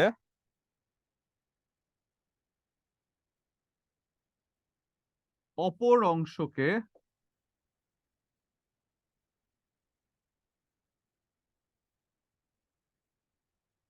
যুক্ত করতে ইন্টারোগেটিভ করার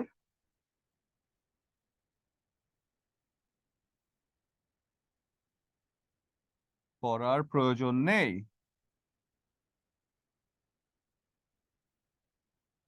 সেটি অ্যাসার্টিভ হলেই যথেষ্ট। কিন্তু সেন্টেন্স কিন্তু ইন্টারোগেটিভই থাকবে, সেটি অ্যাসার্টিভ হবে, অ্যাসার্টিভ হবে, অর্থাৎ subject plus verb plus object, যে সাধারণ যে সেন্টেন্সের ফরম্যাট সেটা হয়। আর ইন্টারোগেটিভ সেন্টেন্সের যে ফরম্যাট আমরা তো জানি সেটা। তো সেই জন্য এই যে অ্যাসার্টিভ সেন্টেন্সের ফরম্যাট, আমরা যদি একটা সেন্টেন্সকে যখন এমবেডেড কোয়েশ্চেন দ্বারা যুক্ত করব, পরের যে কোয়েশ্চেনটা আমরা যুক্ত করছি সেটার প্রশ্নবোধক দেওয়ার প্রয়োজন নাই। কারণ একটা প্রশ্নবোধক আছে, একটা প্রশ্নবোধক দ্বারাই সেন্টেন্সটা প্রশ্নবোধক হয়। দুটো প্রশ্নবোধক দিলে আননেসেসারি রিডান্ডেন্সি হয়। এবার যদি আমরা বলি যে আই ডু নট নো বা do you know who I am, অর্থাৎ প্রথমে সাবজেক্ট বসবে, কোয়েশ্চেন বা হু যে কথাটা আছে বা ইন্টারোগেটিভ যে প্রোনাউন আছে, সেই প্রোনাউনের পরে সাবজেক্ট বসবে, তারপরে ভার্ব বসবে, সচরাচর যেটা অ্যাসার্টিভ সেন্টেন্সের ফরম্যাট আছে। এটা গেল একটা প্রশ্ন। এরপর যদি বলি আমরা, এবার বলেন তো, আমাকে অ্যান্সার করেন তো, ফারজানা অ্যান্সার করেন হ্যান্ড রেজ করে। আপনি আছেন?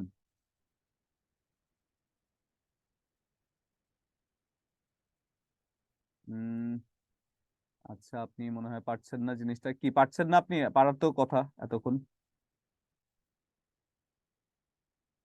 আচ্ছা, আমাকে বলেন তো এটা তাহলে।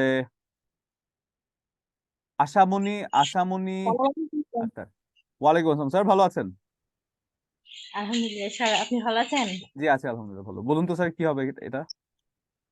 স্যার বি নাম্বার হবে answer. Do you know where he lives? Where he lives, কারণ এটা ডু ইউ নো দ্বারাই তো প্রশ্ন, তাই না? জি স্যার। এরপরে হোয়ার কথাটা দিয়ে যখন যুক্ত হয়েছে, এরপরে সাবজেক্ট প্লাস ভার্ব হয়ে যায়। সচরাচর যদি ওইটাও ইন্টারোগেটিভ হতো, তাহলে কি হতো?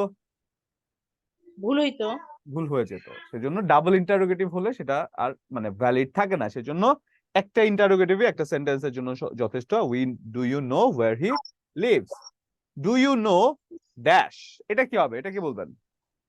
আচ্ছা আপনারা কি বুঝতে পেরেছেন, মানে এমবেডেড কোয়েশ্চেনটা কি কঠিন লাগছে? এটা তো সহজ একটা জিনিস, একটু কমেন্ট করেন তো এমবেডেড কোয়েশ্চেনটা কি ধরতে পেরেছেন? জি ফারজানা বলুন। Do you know who is he? Who he is? Who he He is. Is, কারণ এখানে সাবজেক্ট আছে, ভার্ব পরে, সাবজেক্ট আগে ভার্ব পরে, তার মানে কি এটা কোন সেন্টেন্স? এটা assertive এখন। অ্যাসার্টিভ এখন সেন্টেন্সে হয়ে যায়, তার মানে do you know who he is, এটা হয়ে যাচ্ছে অ্যান্সার, কারণ আগে সাবজেক্ট আছে তারপরে ভার্ব আছে। সচরাচর একটা যখন ইন্টারোগেটিভ আছে ডাবল ইন্টারোগেটিভ করার প্রয়োজন হয় না। ফারজানা ব্যাপারটা ধরতে পেরেছেন? জি স্যার, একটু প্যাচ লাগে বড় সেন্টেন্স দেখলে। আচ্ছা বড় দেখে আরেকটা সলভ করেন তো, আপনি দেখে পারেন কিনা। ডু ইউ নো হোয়েন, এটা কি হতে পারে? Do you know when Islamic University founded? C. Question করছেন না অ্যান্সার দিচ্ছেন? স্যার গুলায় ফেলতেছি। ভুলায় ফেলছেন? জি স্যার। সাবজেক্ট তারপরে ভার্ব, আর ডু ইউ নো এর পরে Islamic ফাউন্ডেড হবে কেন? A. এ কেন হবে বলেন? Islamic University was founded. Sir, was the auxiliary verb or founded to main verb? No, sir. এটার অ্যান্সার হয়ে যায় A, was founded. Do you know Islamic university, যখন আপনি বলছেন এটা ফাউন্ডেড জিনিসটা কি প্যাসিভ সেন্সে আছে না? তো প্যাসিভ স্যার। সেন্সে থাকলে তো তার আগে আপনার একটা অক্সিলারি ভার্ব বসে না। এখন আপনি যদি বলেন Islamic University founded, do you know when Islamic University founded, তাহলে কিন্তু হচ্ছে না, কারণ প্যাসিভ সেন্সে যেতে হলে একটা অক্সিলারি ভার্বের প্রয়োজন হয়। সেজন্য do you know subject plus auxiliary verb plus main verb, এই হচ্ছে সেন্টেন্সের যে নর্মাল স্ট্রাকচারটা, সেটা ঠিক আছে? জি স্যার। কি আপনি কি কনফিউজড? এটা বলেন পড়তে আপনি, হবে। আপনি এটা বলেন, do you know dash. Do you know why Abir is absent today? Why Abir is absent today, এটা কি ধরতে পেরেছেন? জি স্যার। তাহলে এটা কেন ধরতে পারলেন না? সেম স্যার জিনিস। না স্যার, আমি নিচের কি অক্সিলারিটা এখানে প্রথমটা খেয়াল করি নাই, প্রথমে নিচের দিকে গেছিলাম আমি। প্রিলিমিনারিতে 0.50 এই খেয়াল না করার জন্যই যাবে, বুঝছেন? জি স্যার। আনফরচুনেটলি। আচ্ছা আমি এমবেডেড কোয়েশ্চেনটা কি কারোর কোনো সমস্যা আছে আমাকে একটু বলবেন তো? এমবেডেড কোয়েশ্চেনটা আমার কাছে কেন জানি ফারজানার কথা শুনে মনে হচ্ছে আপনাদের কাছে কি বুঝাতে পারলাম না, তাহলে আরো একটু ভেঙে আমি বোঝাবো। ক্লিয়ার তো সবাই? আচ্ছা আরো একটু বলুন তো, কারোর মধ্যে কোনো কনফিউশন আছে যে এমবেডেড কোয়েশ্চেন নিয়ে? এমবেডেড কোয়েশ্চেন হচ্ছে সচরাচর আমরা যে কোয়েশ্চেনের ফরম্যাট ব্যবহার করি সেই কোয়েশ্চেনের ফরম্যাটে হবে না, সেটা একটু ভিন্ন টাইপের হয়। একদম ক্লিয়ার, একদম ক্লিয়ার, অল ক্লিয়ার। আচ্ছা আছে, আছে বলতে আচ্ছা আমরা প্রেজেন্ট দেখছি স্যার, ক্লিয়ার। কোনটা জুনায়েদ একটু বলবেন তো আমাকে, কি আমি বুঝি না আপনার কথাটা। কি জুনায়েদ বলুন।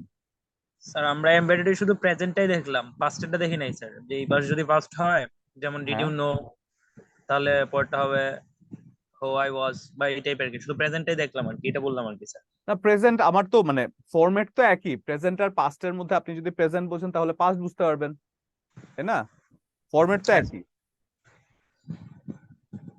এটা ইজি আছে, এত হার্ড না স্যার। হ্যাঁ তো সেটাই তো জিনিস। যতটা না হার্ড স্যার প্রিপজিশন। হ্যাঁ সেটা তো অবশ্যই, প্রিপজিশন তো মানে আজকের পুরোটা ক্লাসই আপনাদের ছিল যে আমরা যা পড়ে এসেছি এতদিন সেই জিনিসটাই আবার আমরা মানে থাকে না অ্যাপ্লিকেশন করলাম। তো অ্যাপ্লিকেশনের মধ্যে কি আছে, এমবেডেড কোয়েশ্চেনটা নিয়ে আমি একটু রিভিউ করি যা যা আমরা পড়লাম আজকে। আমরা পড়েছি কি, প্রথমে পড়েছিলাম যে প্যারালালিজম, সাবজাংটিভ কিছু অ্যাডজেক্টিভ আছে, কিছু ভার্ব আছে, কিছু নাউন আছে, যে শব্দগুলোর পরে দ্যাট দ্বারা যদি পরবর্তী ক্লজ যুক্ত হয় তাহলে ভার্বটি পরবর্তী যে সেন্টেন্স আছে সেটার ভার্বটি সবসময় তার বেস ফর্মে বসে। সেই শব্দগুলো আমরা পারুইজ মডার্নের মাধ্যমে শব্দগুলোকে আলাদা করে ফেলেছি।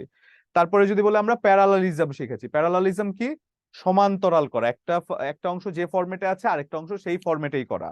ফর এক্সাম্পল আপনি যদি বলেন যে কি বলে যে সিইং ইজ বিলিভিং, সিইংটা একটা ফরম্যাটে আছে আইএনজি যুক্ত, বিলিভিং ও আইএনজি যুক্ত ফরম্যাটে আছে, এটা হচ্ছে প্যারালালিজম গেল। তারপরে কি যে এগ্রিমেন্ট এবং ডিসএগ্রিমেন্ট, এগ্রিমেন্টের মধ্যে কি একটা ফরম্যাট আছে যে জায়গার মধ্যে এগ্রিমেন্ট বলতে গেলে সো অথবা টু বসতে পারে। তো সো এর ক্ষেত্রে সো দিয়ে প্রথমে, তারপরে ভার্ব দিয়ে, তারপরে হচ্ছে আই, ঠিক আছে। এরপরে যদি আমি বলি আচ্ছা ক্লাসটা উপভোগ্য ছিল, thank you so much Jubayed Junayed. তো যেটা বলছিলাম যে সো এর পরে ভার্ব দিয়ে তারপরে টু, সো এর পরে ভার্ব দিয়ে তারপরে আই, এবং আরেকটা অংশ যদি আমরা বলি যে আপনারা জানেন স্যার ইংরেজিতে দক্ষ, এটা এমবেডেড হয়েছে, আপনারা জানেন স্যার ইংরেজিতে দক্ষ, আপনারা জানেন স্যার ইংরেজিতে, হ্যাঁ হ্যাঁ হ্যাঁ এমবেডেড হয়েছে কামরুল, এমবেডেড হয়েছে এটা, কারণ ইংরেজিতে দক্ষ স্যার, ইংরেজিতে দক্ষ, হ্যাঁ হয়েছে। তো এরপরে যদি আমরা বলি যে যখন আমরা দুটোকে যুক্ত করছি, যে একটা সাবজেক্টের সাথে যখন এগ্রিমেন্ট অর ডিসএগ্রিমেন্ট করছি, একটার সাথে আরেকটা যখন যুক্ত করছি সেন্টেন্স, তখন এগ্রিমেন্টের ক্ষেত্রে আমরা সো অথবা টু বসাতে পারি। সো বসলে সাবজেক্টটা পরে, টেকনিক কি বলেছিলাম, মাঝখানে আপনার ভার্বটার বসবে, মানে আপনি পণ্ডিত বেশি সেজন্য সো করছেন মানুষটাকে পরে রেখে, আর টু যখন বলছেন কাউকে আপনি, তখন সেই মানুষটাকে আগে নিয়ে এসে তারপরে ভার্ব বসে তারপরে টু বলছেন, এটা গেল। তারপরে কি পজিটিভের নেগেটিভ এগ্রিমেন্টের ক্ষেত্রে কি নাইদার বসতে পারে, আইদার বসতে পারে।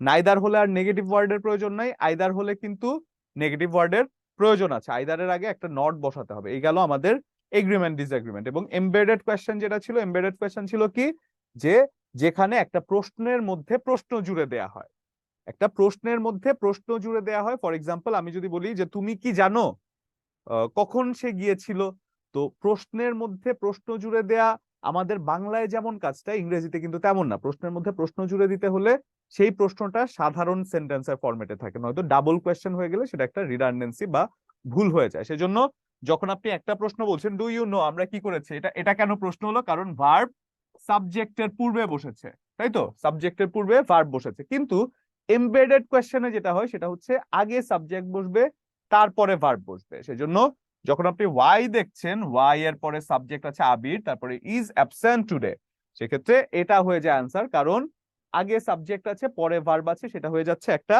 অ্যাসার্টিভ সেন্টেন্সের ফরম্যাট, এবং অ্যাসার্টিভ সেন্টেন্সের ফরম্যাটটাই এমবেডেড কোয়েশ্চেনে পরবর্তী যে অংশটা আছে জুড়ে দেওয়া হয় সেটার যুক্ত করার ক্ষেত্রে। এটা কিন্তু সচরাচর স্টুডেন্টরা মানে এটা আলাদা করে যদি না পড়ে, এটা অনেক ক্ষেত্রে ভুল করে ফেলে, ঠিক আছে। হ্যাঁ ভেরি গুড, এখন বুঝেছি খুব ভালোভাবে।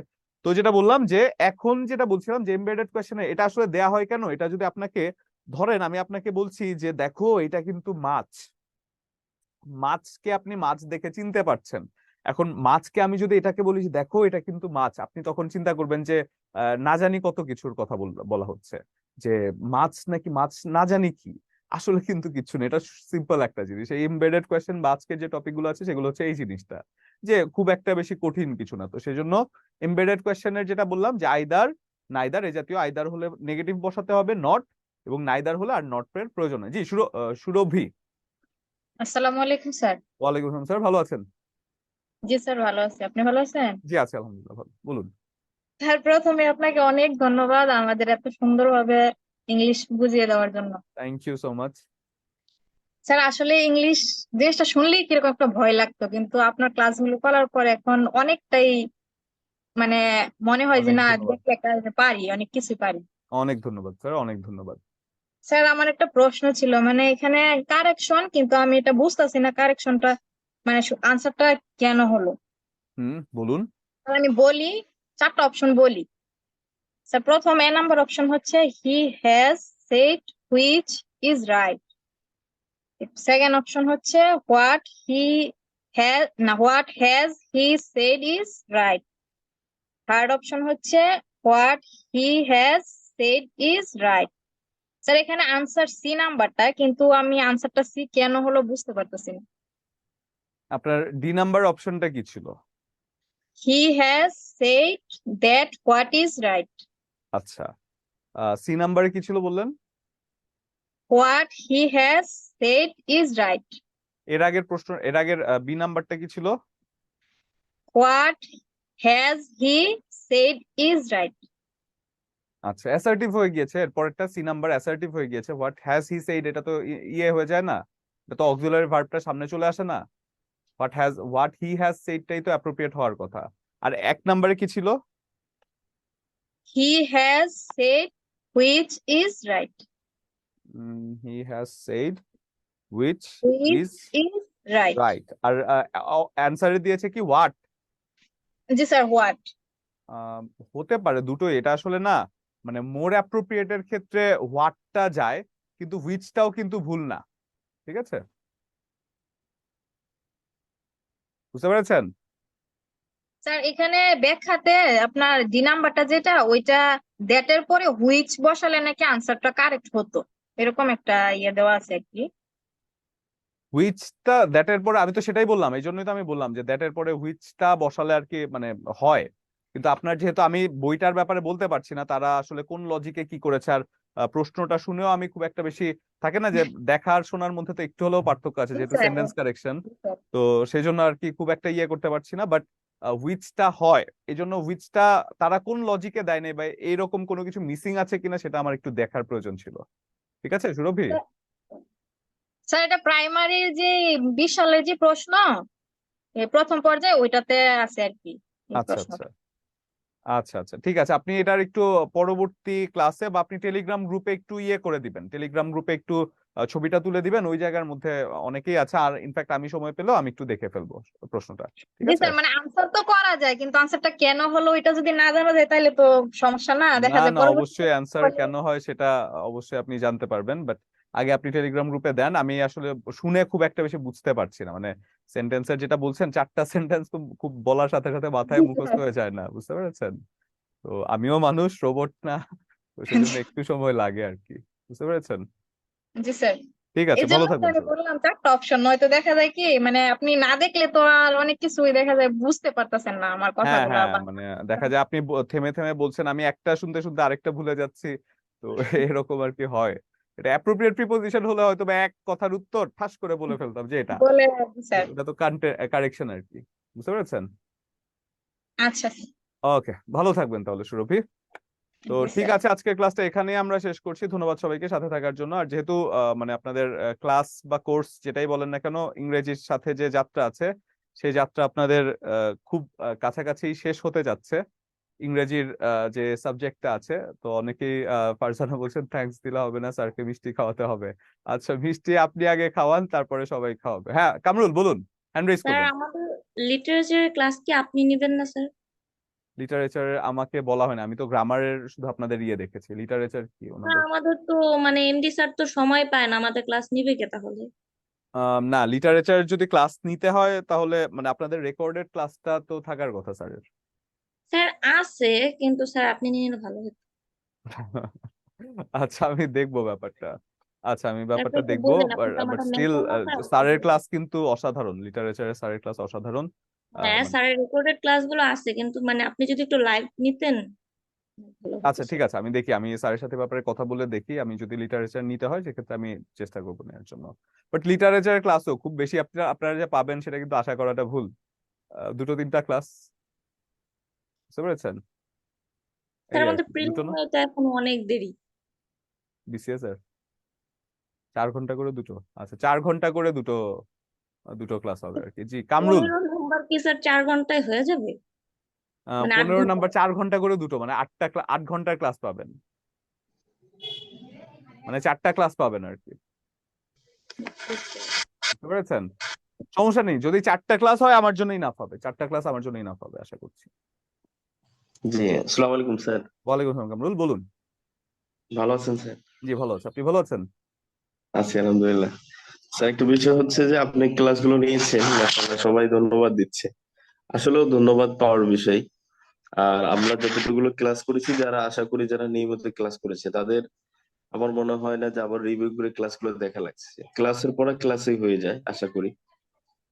তবে হচ্ছে স্যার আমাদের এই এই ধাপের মানে ক্লাসগুলো শেষ হওয়ার পর আমাদের কি শুধু পরীক্ষা হবে নাকি আবার রিভিউ ক্লাসগুলো হবে, এটা জানতে চাচ্ছি। রিভিশন হবে? আচ্ছা, আপনাদের কোনো প্রবলেম থাকলে সলভিং ক্লাস হতে পারে, প্রবলেম সলভিং ক্লাস হতে পারে, বাট রিভিশনের ক্লাসটা আসলে আমি খুব একটা বেশি অবগত নই এই ব্যাপারটা নিয়ে যে আসলে কি প্ল্যান করা হচ্ছে। তো সেজন্য আহ, আশা করছি ভালো কিছুই হবে আপনাদের জন্য, ঠিক আছে? হ্যাঁ যে স্যার, ওইটাই বলছি যে আসলে এমন হলো যে যেমন ক্লাসে 2টা 3টা করে টপিক নিয়েছেন আর রিভিউ ক্লাসে একদিনে কয়েকটা ক্লাসের উপর একটা মানে হ্যাঁ একটা হ্যাঁ, হচ্ছে এটা একটা ভালো কথা বলেছেন, এমন হতে পারে। দেখি আমি এই ব্যাপারটা নিয়ে স্যারের প্ল্যান কি আছে। আমি যদিও কোর্স কন্টেন্ট এটা এবার এই মানে এই কোর্সের কন্টেন্ট আমি খুব একটা বেশি জানি না। আর আপনাদের যে লেকচার আছে সেই লেকচার কিন্তু শেষের পর্যায়ে প্রায়। আপনার এরপরে সেন্টেন্স কারেকশন, এরপর আমরা ভোকাবুলারিতে চলে যাব আস্তে আস্তে। তো গ্রামারের পার্টটা কিন্তু আগেই আমরা অলরেডি শেষ করে ফেলেছি। আপনাদের গ্রামারটা শেষ হয়ে গিয়েছে লাস্ট ক্লাসেই। এখনকার যে ক্লাসগুলো আছে সেগুলো হচ্ছে আপনার মেমোরাইজেশনের যে পার্টগুলো আছে সেগুলো নিয়ে আমরা একটু মজার ছলে শিখবো আর কি। যে জায়গাগুলো জি সূক্ষ্ম জায়গা এটা শুধু ধরিয়ে দেয়া, যে এই জায়গাটায় কিন্তু ভুল হয়। যেমন এই যে এমবেডেড কোয়েশ্চেন, এটা কিন্তু আপনি এমনিতেই পারতেন, কিন্তু এই জায়গাটা ভুল হয়, সেজন্য ধরিয়ে দেয়া যে এই জায়গাটা কিন্তু এভাবে খেয়াল করে করতে হয়। বুঝতে পেরেছেন? স্যার। জি স্যার, আমরা যে পড়াটা এক সপ্তাহ পড়তাম স্যার 1 ঘন্টা হয়ে গেছে।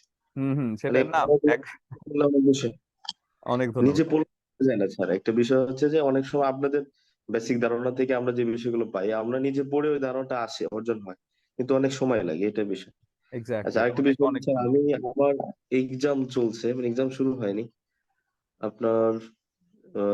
মানে সামনে উইকে আছে আমার এক্সাম, 21 তারিখ থেকে। সেটা মাঝখানে আমি পড়াশোনা চালিয়ে যেতে পারি কিভাবে?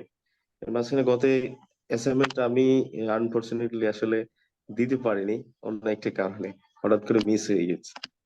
আপনারা, আমি একটা কথা বলবো, আপনারা যারা অ্যাসাইনমেন্ট গুলো দিতে পারছেন না, তারা যারা নেহায়াতি কোনো একটা দরকারে হয়তোবা দিতে পারছেন না তাদের ব্যাপারটা আলাদা, বাট যারা হয়তোবা দিতে চিন্তা করছেন যে দিতেও আমরা হয়তোবা দিচ্ছি না, এই জাতীয় জিনিসগুলো যারা চিন্তা করছেন বা যারা একটু আলসেমির জন্য, আমি আমার আমার বিশ্বাস যে আলসেমি কেউ করছেন না, কিন্তু তাও যদি কারোর মধ্যে চলে আসে, তাহলে আমি বলবো কি যে এই জার্নিটাতে আপনি আসলে পিছিয়ে পড়ছেন। কারণ পিছিয়ে পড়ছেন, দেখেন যারা অ্যাসাইনমেন্ট টেস্টে ভালো করছে, যারা সিনসিয়ারলি দিচ্ছে, তারা কিন্তু আপনার মানে অবশ্যই মানে আপনার থেকে এগিয়ে আছে, তাই না, এই সাবজেক্ট গুলো অন্তত। তো একটা একটা সাবজেক্টে যখন সে আপনার থেকে এগিয়ে যাচ্ছে, 10টা সাবজেক্ট আপনি চিন্তাও করতে পারবেন না কতটুকু এগিয়ে যাচ্ছে। তো সেজন্য অবশ্যই আপনি যেটা বলছেন, ওই যে মাকসুদ অলরেডি কমেন্ট করেছে যে আপনার যে পরীক্ষা আছে সেই পরীক্ষার ব্যাপারে মানে কিভাবে পড়লে ইয়ে করতে পারবে, সেটা আপনি গ্রুপের মধ্যে ওর সাথেও কথা বলতে পারেন। ব্যাপারটা হচ্ছে কি যে আপনার যদি পারসিস্টেন্স থাকে, আপনার যদি মানে নিজের মধ্যে ওই স্পৃহাটা থাকে, আপনি ম্যানেজ করে ফেলতে পারবেন। কিন্তু আমি কখনোই বলবো না আপনার একাডেমিক পড়ালেখা নষ্ট করে বিসিএস এ পড়ালেখা পড়ুন, কারণ একাডেমিকটা ভালো করেন সেটা আমি চাই। বুঝতে পেরেছেন? বিসিএস টা একাডেমিক ভালো রেখেই করা সম্ভব, খুবই সম্ভব, খুবই সম্ভব।